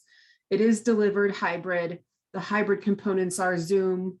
Those Zoom courses are required, and then some online instruction. So we had to create some processes to ensure that we were communicating efficiently with our students moving forward. Dr. Steinbach, were you able to join us? She was having some issues. We'll jump past her and go to Dr. Brown Herbst. Go ahead. Thank you. Good morning. Can everybody hear me okay? I'm sort of in unfamiliar territory over here on our sister campus in Laramie. Thank you for this opportunity. I can echo both Kathy's comments as well as Brandon's, and I think probably lots of tremendous books will be written about the challenges higher education faced as a result of the COVID-19 pandemic. I'll switch gears. Enough has been said, and certainly collaborated with in regards to our students and how difficult that transition was to take our traditional learning environment and spin it on a dime. And I have to express my pride in the ways that our faculty, our employees as a whole, really across the state saw that challenge and took to it in the very best way that they can. I would say one challenge we faced at LCCC and continue to face now is sort of that very important aspect of employee morale. And so, our employees at LCCC, our faculty were on the cusp of spring break, and then they simply did not and have not yet been able to come back to the environment that they left in March of 2020. And while our campus is open and our employees are on campus, it's still a very, very different way of doing business. It's a very different environment in terms of who is on campus when, and sort of the heightened anxieties. Employees are no longer there by choice of moving to different institutions or other circumstances. And so really remembering that in addition to the very heightened need for a focus on our students, their learning, the environment that we present to them, we have to remember the employees and sort of the shaken up work environment they have as well. So that continues to be a challenge, and I think will be for all of us as we continue to navigate what I hope is the tail end of this peculiar time. I would also say another challenge now, and as a result of lessons learned in the pandemic, a challenge is to really help the institution, help us as a culture define what positions can be considered remote, successful remote opportunities, and how do we shape a culture in an industry that has an outward facing expectation for presence and interaction. How do we shape differently defined opportunities for our employees and maintain the heightened lens on student success that we absolutely must? Our lessons learned are not different from those of our sister institutions. We saw tremendous challenge and we had tremendous successes. And so now it's time to sort of quantify, examine, and figure out what really have we learned, and how do we implement those lessons in our practices going forward. So we're fortunate in Wyoming in that we are a small, geographically large learning community, and I have every faith we'll get there. So. Dr. Steinbach, I'm glad you were able to finally get in and join us. What we're asking everyone is, again, the impacts of the past year and the pandemic and how it affected your college. Would you like to take that question? Yes, thank you. I apologize for my tardiness. I would also echo the comments that have already been provided by the other community colleges with regard to the quick pivot of our learning environment for all the institutions during the pandemic. We also did what we needed to do to put classes online, to teach in different and in unique ways. And I think that we were pretty successful. And I hope that we learned a lot of really good lessons that we will take forward. As probably most of you know, EWC is working to move forward from an unfortunate event, a cyber attack event on our campus this summer. And we will again continue to move forward and find the silver lining in that, and the lessons that we have learned from that, and both from the cyber attack and from the pandemic. So I can echo a lot of the same sentiments that the other colleges have already discussed. Dr. Gerard, I'm sure everything was perfect up in Powell. Would you like to maybe weigh in with some good news, or is it a similar story?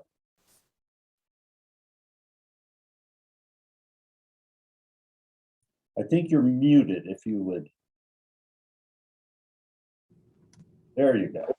Yes, well, I think the comments of my colleagues did reflect some good news, and that is the ability of our staff and faculty to adapt in a very difficult situation, and adapt pretty effectively, I think.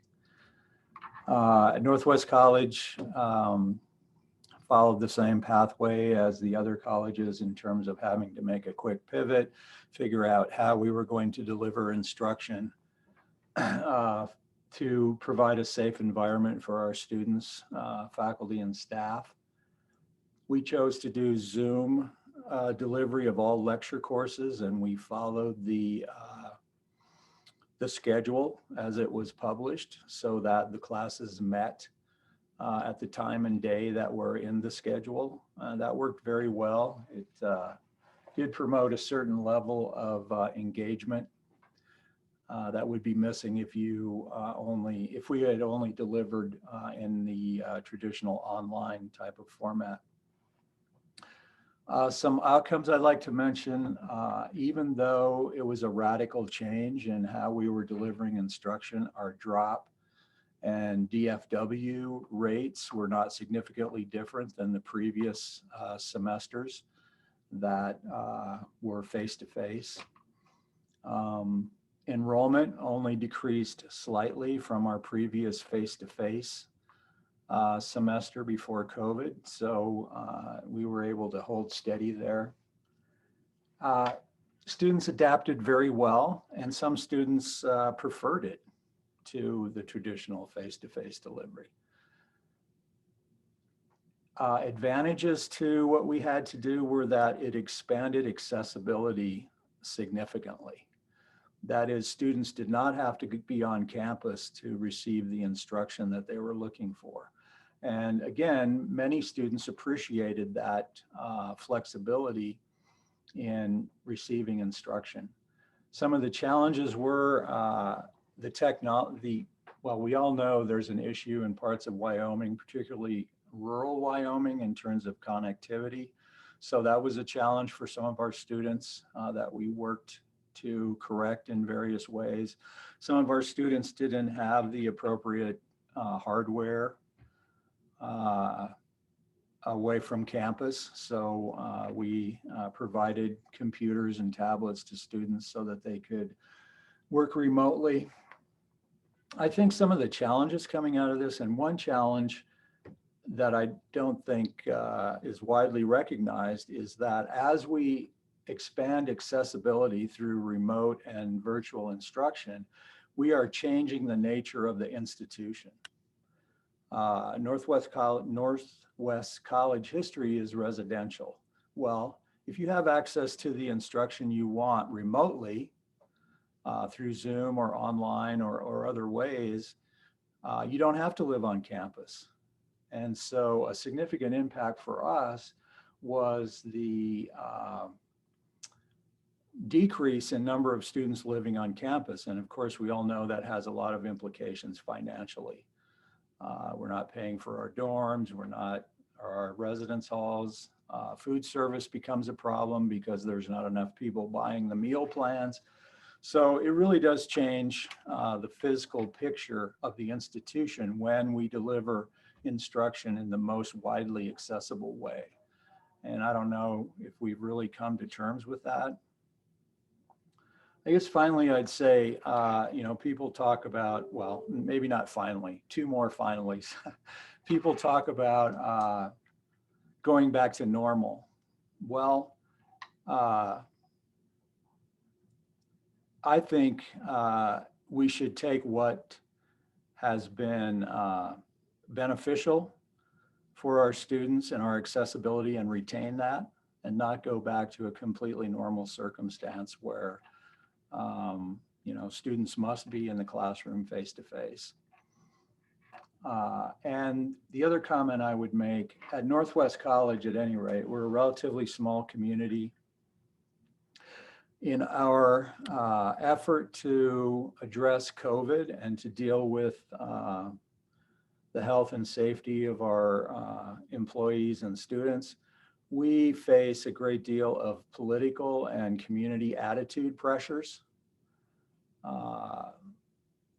People in our community or many people in our community are very adverse to any kind of mandating, involuntary requirements in terms of attending school. We're often compared with K-12 in the sense that, well, K-12 is doing this, what's wrong with the college? So there are factors outside of the college and pressure from outside entities on how we do business and how we operate, and that can be challenging. Thank you. Dr. Tribely? Yes, thank you. As I mentioned before we started, our Vice President of Academic Affairs, Dr. Garrison, has did heavy lifting on this. In terms, obviously many good points that resonate with me. I guess how this impacted our institution, and impacted our institution positively, in that our executive teams and many other people were involved in this incident. We're still under incident management conditions. How could that be positive? Well, we really have exercised our understanding of leadership and management under these circumstances. And I could say it's really helped all of us hone those skills. The biggest impact institutionally was a drop of enrollment. It's no secret to any of you that our district was hit pretty hard. We were looking at a $4 million sudden loss of enrollment. I made some recommendations to the board to cut some programs, which of course hurt enrollment. Those enrollments were far more expensive than they were offering us in terms of financially expensive, not culturally. They were great programs. So we think we've done the analysis. We think our institution across the district lost 10% comparing fall 21 to fall 19. So we're 10%. We would attribute roughly. It's not a shoot from the hip. It is informed by data, but we think it's roughly a 10% loss. Dr. Garrison was able to effectively, I like that quick pivot concept. We swept funds that were not yet spent. We knew we weren't going to be traveling. We had leftover funds, and we put them into an emergency account. Dr. Garrison had quite, she knew, and with my full support, had quite liberal access to those funds. And that's how she pivoted, with working closely with the deans and the faculty, pivoted well. If you think, the only thing I would add to the colleagues here, I just want to give a specific example. If you think of a CTE, so to speak, CTE and transfer program like dental hygiene, as we were considering how we were going to complete dental hygiene in March 2020, when we didn't know how virulent this would be, how deadly this would be, and we were told that fluid droplets, aqueous droplets were the main culprit, and there you are with your hands and very close to somebody's mouth, and you're in a learning environment. You're not professionals yet. You're not checked off on all your outcomes yet.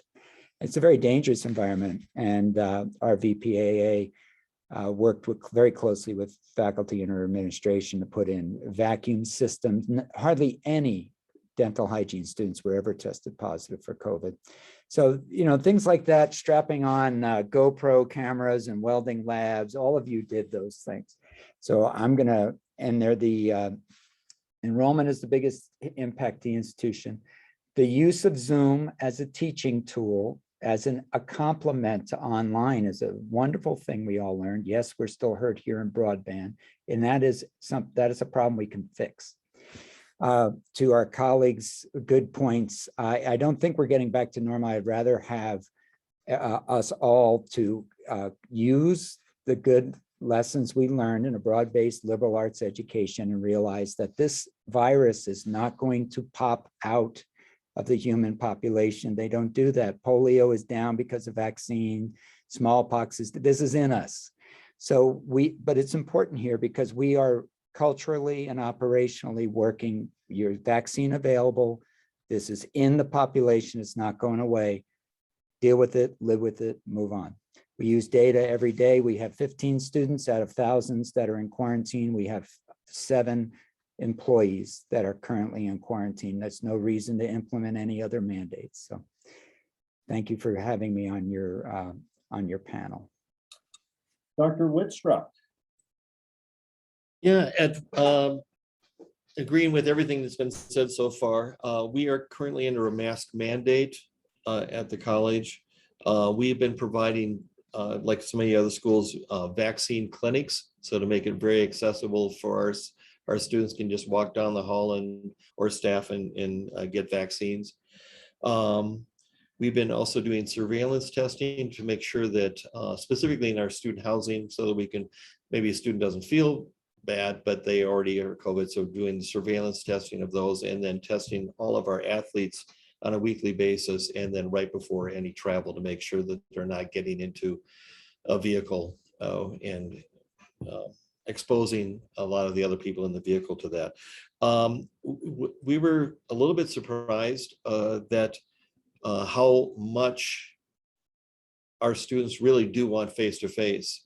I can't remember the date, but sometime early last summer, our registrations for fall were down about 40%. And then we made the announcement that in fall, we're going face-to-face, and it was like flipping a switch. All of a sudden, registrations and people started, okay, if we're going to face-to-face, I'm back. But they were waiting for that affirmation that we were going to commit to that. One of our challenges, and I'm sure it's probably somewhat the same thing across the state, is our nursing students getting access to clinical sites. And some clinical sites are open and some are putting more restrictions on or not providing us access. Like was mentioned by some of those VPs, we did provide about 200 laptops to students that did not have the technology. And then we also worked with some of our internet providers in our service area, and they provided free access to internet, which was, I thought, wonderful of them to do that. I think that's the only things that I could maybe expand upon, but agreeing with everything that's been said up to this point. Well, Dr. Moritz, as you've been listening to everybody talk, what's an additional thing you'd like to say, maybe from the view from on high? I don't know if you know where I sit. But in any case, I don't want to add on too much. From the position here at the commission, we have just been incredibly impressed with the colleges and their responses and UW's. You know, many of us in the commission are educators ourselves, although not currently in the classroom or on a campus, but we know the struggles and the challenges that everyone is facing. And I've just been amazed not only at the creativity of the responses. I mean, all 8 institutions have taken 8 different approaches, and all 8 have been, as far as I can tell, you know, just uniquely situated, uniquely designed to serve their communities, but also the persistence. It's, you know, it's 16-hour days, day after day after day after day. And the faculty and the staff and the administration they just keep coming back to work. And I think that, you know, given all the challenges that everyone is facing, that's really tough. And from the commission, I mean, we are really focused on on smoothing things out as much as possible. There have been a lot of different funding mechanisms that have been put into place, you know, the various forms of the CARES Act, now the ARP Act, and some of that comes through the state, some of it goes through the commission, some of it goes directly to the colleges. And to whatever extent we can make that easier so that at least there's not one other challenge to deal with as all this is happening. That's really our goal. And hopefully we've met that goal and allowed the colleges, and to whatever extent we work with the university as well, to focus on their mission, which my colleagues have brought up multiple times, serving the students. Because that's, you know, when you have any organization, whether it's statewide or a smaller organization, if you can have a shared vision, then you're going to be effective working together. And I don't think any place other than you know, higher education here in Wyoming do you see, and K-12 superintendent, such a shared vision, which is student success, student safety, and that persistent focus on the students. Thank you very much. Superintendent Balo, I know everything was perfect in the K-12 system, so maybe we could pass on you, but if you have a couple of thoughts you'd like to say.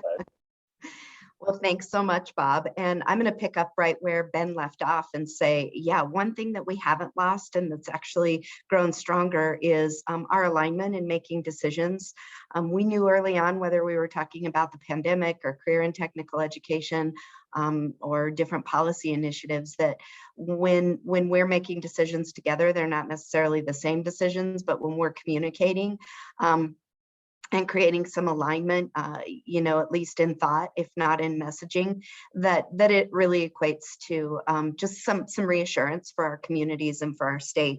So of course, K-12 in Wyoming is made up of 42 school districts, all governed by locally elected school boards. So we have an incredibly decentralized system, which actually I think serves us really well in a pandemic, because from the very beginning, we were able to look at the decentralization, look at the communities, and recognize that every community had the capacity and the expertise and the authority to make the most important decisions for their community in conjunction with their community members, as well as their community college and others.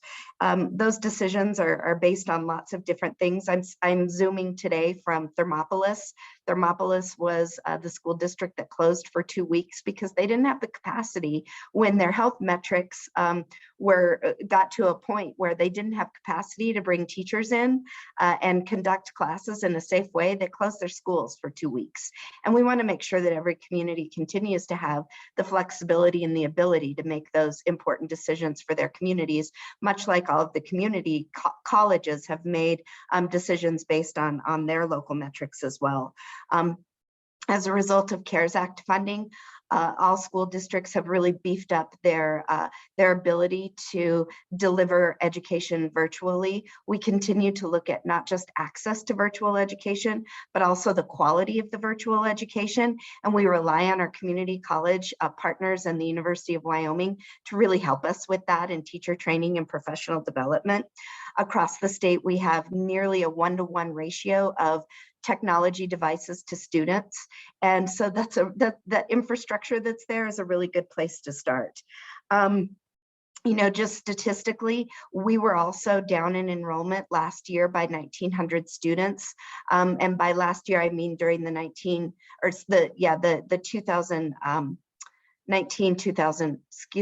2021 school year. And our virtual attendance increased by several hundred. So I can't really point to correlation or causation, but that's a trend that we're definitely going to watch as a state, and that we should be watching no matter where we sit in the age spectrum.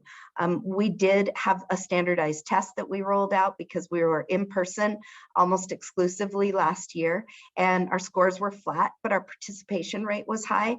Lots of states did not experience those two things in conjunction with each other for lots of different reasons. And I'll stop there because I know we have a lot of important information to get to from my colleagues. Well, I'll tell you what, I'm finding that hosting a panel with 10 people eats up a lot of time very quickly. So let me jump in on a couple of questions here. And you can all answer, you don't have to, but I heard a few things I wanted to follow up on. And one, Superintendent Balo was just discussing the need to be better maybe at your online learning. I'm sure I heard many of you mention that this is something you picked up. There are people that do it extremely well, and there are people that do it not so well within your own faculty. So what is the focus going to be as we look to the future? Because I think you've all learned that students, many of them enjoy taking online classes. How do you make it so you can compete not only with each other, but with other institutions from all around the country who are going through the same thing, and you keep those students? Who would like to take a shot at that first? Go ahead, Kathy. So Bob, if I could, thank you. This is a very interesting question. I'm glad that several of my colleagues mentioned maintaining or even enhancing the quality of instruction when you are using a modality other than face-to-face classroom instruction.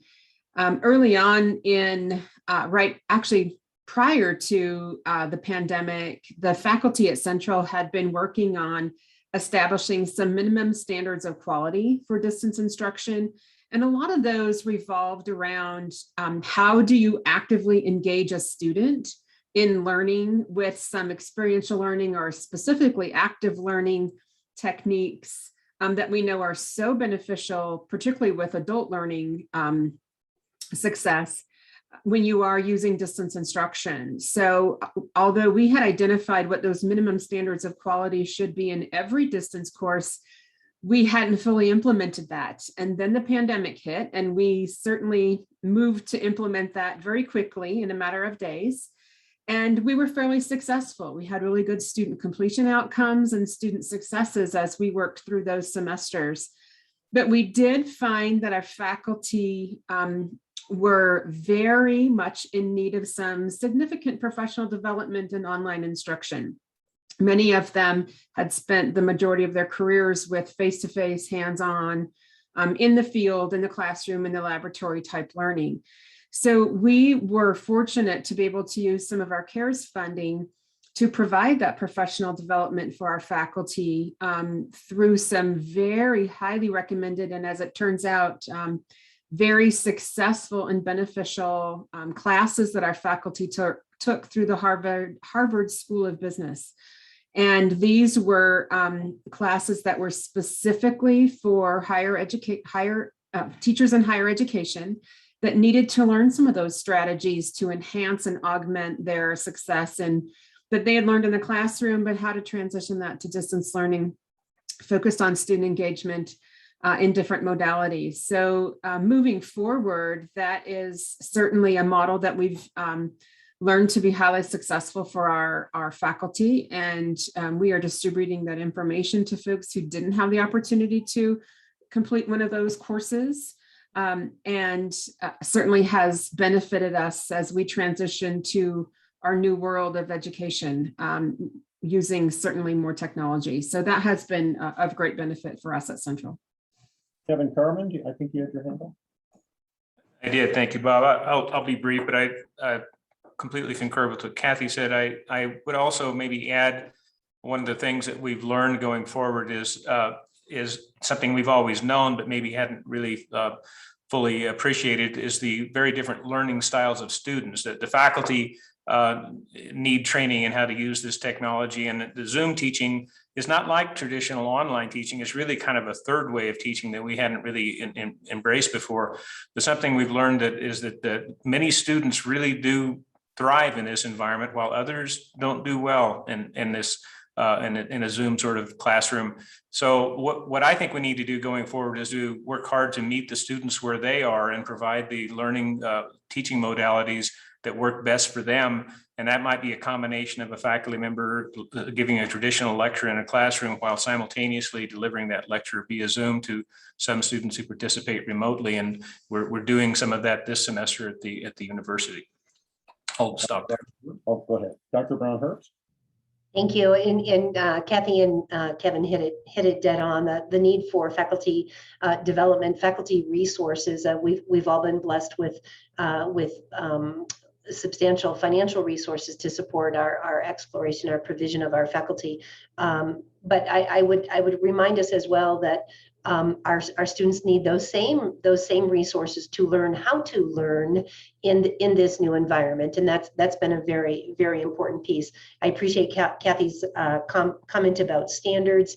We've heard from our students it is the development and adherence to standards, consistency in design, standard expectations for online delivery that resonate most with them, and so that lens on this is what we know about quality and this is what we're going to do to ensure it is really very, very important for our success. Oh, go ahead. I'm sorry. Yeah, Dr. Cosine, I'll spit it out. Go ahead.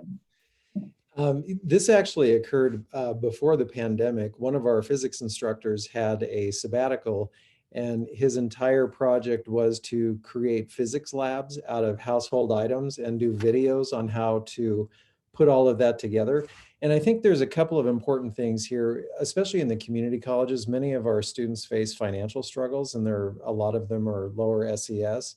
And so I think that having those kind of creative modalities and creative ways to deliver instruction that's active, but then also in ways that students can access it fairly easily, is where we're going to have to move.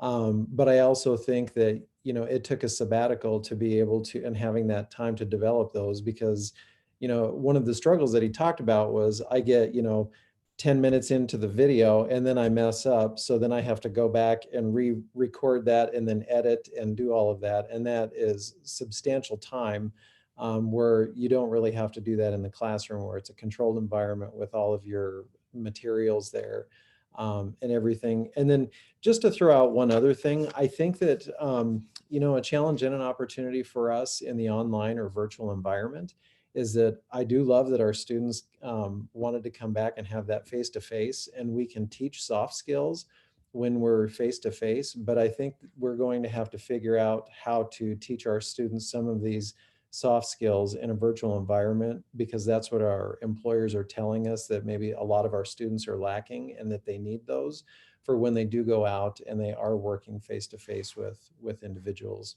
in the workforce. Dr. Tribely.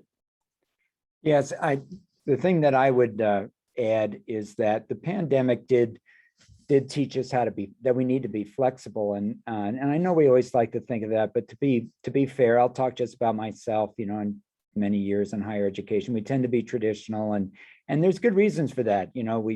Our system of education, we think, has been working well. So the distance education modalities that these fine folks, and certainly Vice President Garrison, that it's that rapid pivot that was the real, to Dr. Cosine's point, a sabbatical that you can focus on the way you teach your class. I mean, that's a really strongly resourced change, and we weren't able to do that. And it's that type of thinking. And so one of the things that we've all contributed to and we've all learned from each other is that, of course, we're not any longer in a binary world in many respects, but it isn't face-to-face or online. It could be all, right? You can, and I'm saying that that's a real value, because this conversation, not today, but this whole conversation reminds me of how people would misinterpret the idea of how people learn. Some people are visual learners and some people are auditory. Come on, all engage all the senses and you learn better. So those classes that we teach face-to-face while Zoom is happening with the Zoom cart, and we capture that class and we put it online, those are things that all of the people across the state engaged in the future, and the future is now. Those types of classes, I think, help. If I'm taking it distance and I can go to a Zoom class once in a while, that'd be a nice resource for the students. Superintendent Balo, I have a question for you. In the group, I've noticed that many of the colleges, if not all, and the University of Wyoming are dealing with some enrollment declines and having some challenges getting Wyoming students to stay in the state and come to college here. From where you sit, what needs to change or what could change that might improve things? Well, that's a really important question to ask with this particular group, because as I said in my last response, the work that we've done together to think about some overarching education issues like this has been really important. I think for this question, the response, the overarching response is relevance. If students see a future, if K-12 students see a future in Wyoming and see a pathway to prosperity, continued prosperity in Wyoming, then they're likely to stay.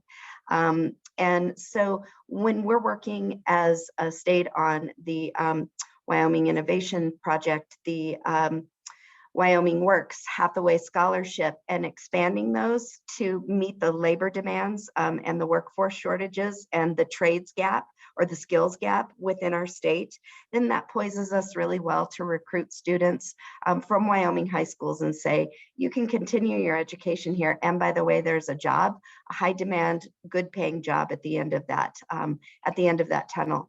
And that has nothing to do with pandemic, but that has everything to do with what underpins the work that we continue to do, whether we're in a pandemic or out of the pandemic. And that again is just creating relevance for Wyoming students so that they see their future in Wyoming colleges and the university and in the Wyoming workforce. If I could just mention one other thought. The other thing I think that getting some of the students in our high school to believe that they could function at a college level. And unfortunately, there are areas in the state where there is not the funding for some of the students to be able to do the concurrent education. And so there's it's not equal access. You know, even within our service area, we have 5 counties. Well, some counties are very, very supportive for concurrent, and some have no funding. And so it's unfortunate, but depending on what city you live in, you have access, great access, or you have no access. And some of these students don't believe that they can function at a college level. But if we could get them into a class and go English 10-10, hey, wow, I can actually do this. I think that would have a big impact. Dr. Carmen, I know the university has been talking a lot about retention and trying to address some of this that way, not only recruiting the students, but actually keeping the folks while they're here. What are some plans you've got going forward? Thank you for that question, Bob. The retention and graduation are challenges for all of us. It's a challenge nationally, and it's not just about academics. It's often about other aspects of student life, financial considerations, mental health, et cetera. So all of those issues need to be addressed, but we are redoubling our commitment to student success and retention. We're investing in a advising platform called Navigate that uses data analytics from our own institution that provide really insightful information on students and individual majors and providing indicators of when those students may not be on a positive trajectory to move forward to be successful in that degree and get them the appropriate advising to either get them to help or possibly consider changing their majors. We're going to be launching a new program this next fall called Saddle Up, and we'll have a version of it. That's for incoming freshmen. We'll have a version of it for transfer students as well that provides an intensive 5-day academic orientation for incoming students to really get them off on the right foot for their academic career. It happens 5 days before the university opens, and then they go to class the following Monday.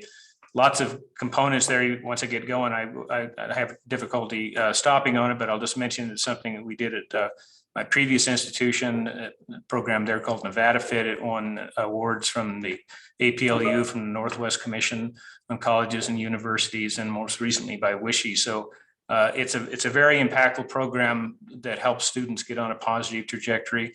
As it relates to transfer students, I'd just like to mention, looking at some of our numbers, if students make it through their first year, they have a very high probability of success rate at the university. Their real challenge is making that transition to the university. And it's a big change coming from a community college, perhaps in a rural setting, and adjusting to a large university. So we're really mindful of making sure that those transfer students get the support and help that they need. They're highly motivated young people. And it's a shame when, for whatever reason, that they're not able to be successful. So we're really committed in particular to those transfer students. Hey, who's excited about the future? Who's got a big plan they would like to tell all of us where they're, as they look to the future, we're excited about this? Don't all put your hand up at once. I'm very excited, but I don't want to dominate the conversation. I see Carrie's got her hand. I think Carrie's got a comment. Go ahead, Carrie. Thank you. I will say, so I shared the last couple of days with my colleagues, the other academic vice presidents, and certainly Dr. Tribally in beautiful Sheridan. Great conversations there about various collaborations with throughout the state to increase, I will say, improve and really hone in on a focused approach to serving our students for all of Wyoming. And I will share that not only is the conversation important, it was refreshing to have us all physically in the same space at the same time, talking about opportunities forward. Certainly at the state level, we're hearing conversations about very substantial and targeted resources in that venture. And it is really great to know that dark is behind us, at least primarily behind us, and we've all got our eyes on looking forward and growing out of what has been a long and peculiar period. So I'm excited about that. It was fun to focus on ahead and not backwards. So, Superintendent Balo. Thanks, Bob. And, I'm really enthused by the conversation today. I think that the general sentiment across the nation is that at best, this disruption has caused a pendulum shift in K-12 education and maybe some entrenchment in post-secondary. I'm not hearing that today. I'm hearing lots of hope across the board. I'm hearing us doubling down on some really, really important education initiatives and actions that will move us all forward. And I'm enthused about that. I'm enthused about the work that we do together for Wyoming students, as Dr. Brown-Herbst said, and enthused about our continued work together. Well, we got about 6 minutes. Oh, go ahead, friend. Yeah, I'll be real quick, just to piggyback on Superintendent Balo's comments. I think what I'm the most excited about is the creativity that's been sparked by all of this. I think that we're looking at the same problems in new ways. I think we're looking at partnerships that we haven't looked at in the past. I think that we're seeing the connections between students and jobs and industry and the economic landscape of Wyoming and all that in different ways. And that's one of the big things in higher education, is being creative and solving problems, using new thinking and all of that. And I think that we're doing a good job of moving that forward. We've got just about, now we have down to about 6.5 minutes left, but I wanted to see if we can get some closing thoughts. But I wanted to start with Ben, who had to be quiet through most of this discussion. As you look ahead, what's the final thing you'd like to say?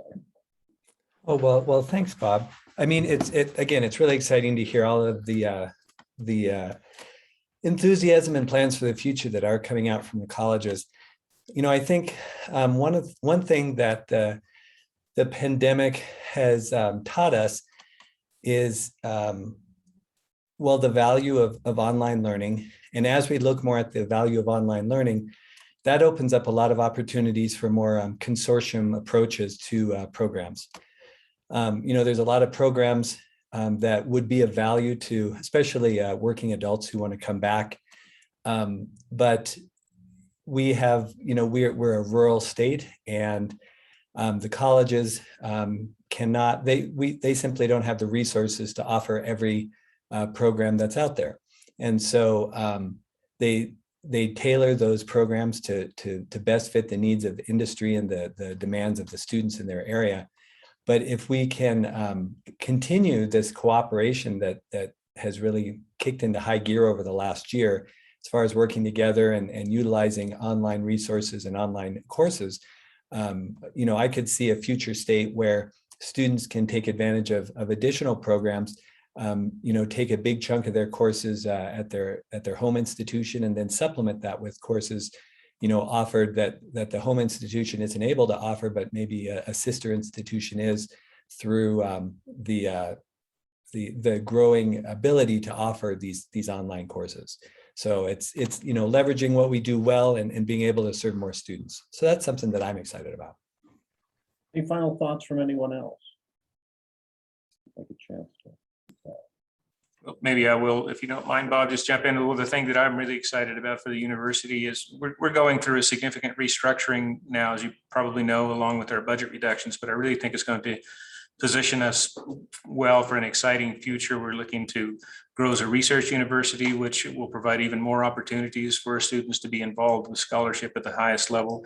We're looking to create a new school of computing, which will promote an initiative that we have for all students, that all students graduate from the university with digital literacy within whatever discipline they pursue, whether it be art or engineering or English. And that is, we think, a type of education that will position students from Wyoming and the region to be well positioned to pursue careers in the 21st century. So we're very excited about that. Any final thoughts from anyone else? I have one more. Go ahead. Didn't think I'd talk this much today. I think the other thing that's exciting for me is, the Community College Commission had their meeting the previous 2 days this week, and the academic vice presidents were together in a meeting moving PLA forward. And it was just exciting that even though the number of students, who are in this state is kind of shrinking and all of that, and we're vying for the same students, there wasn't that competition to get students or anything, that we're all collaborating together. We're all helping each other to solve our problems on our individual campus. And to me, I think it's just refreshing that by doing that, not only are we moving our individual campuses forward, but we're also moving the state of Wyoming forward, and that we have that in mind when we see the greater good of education in Wyoming. So that's just really refreshing. That's great. Well, thanks to all of you for joining us. I have been given some instruction that this ends the panelist component of the Articulation Summit, and the Zoom link for the faculty chat session will be put up on the screen shortly. Thanks so much to all of you for joining us. I know everyone's had a little bit of their own tough year and had some challenges. I don't see a lot of bruises on you, so it looks like you did a great job battling through things, and we do wish you well in the future. And thank you so much once again for joining us.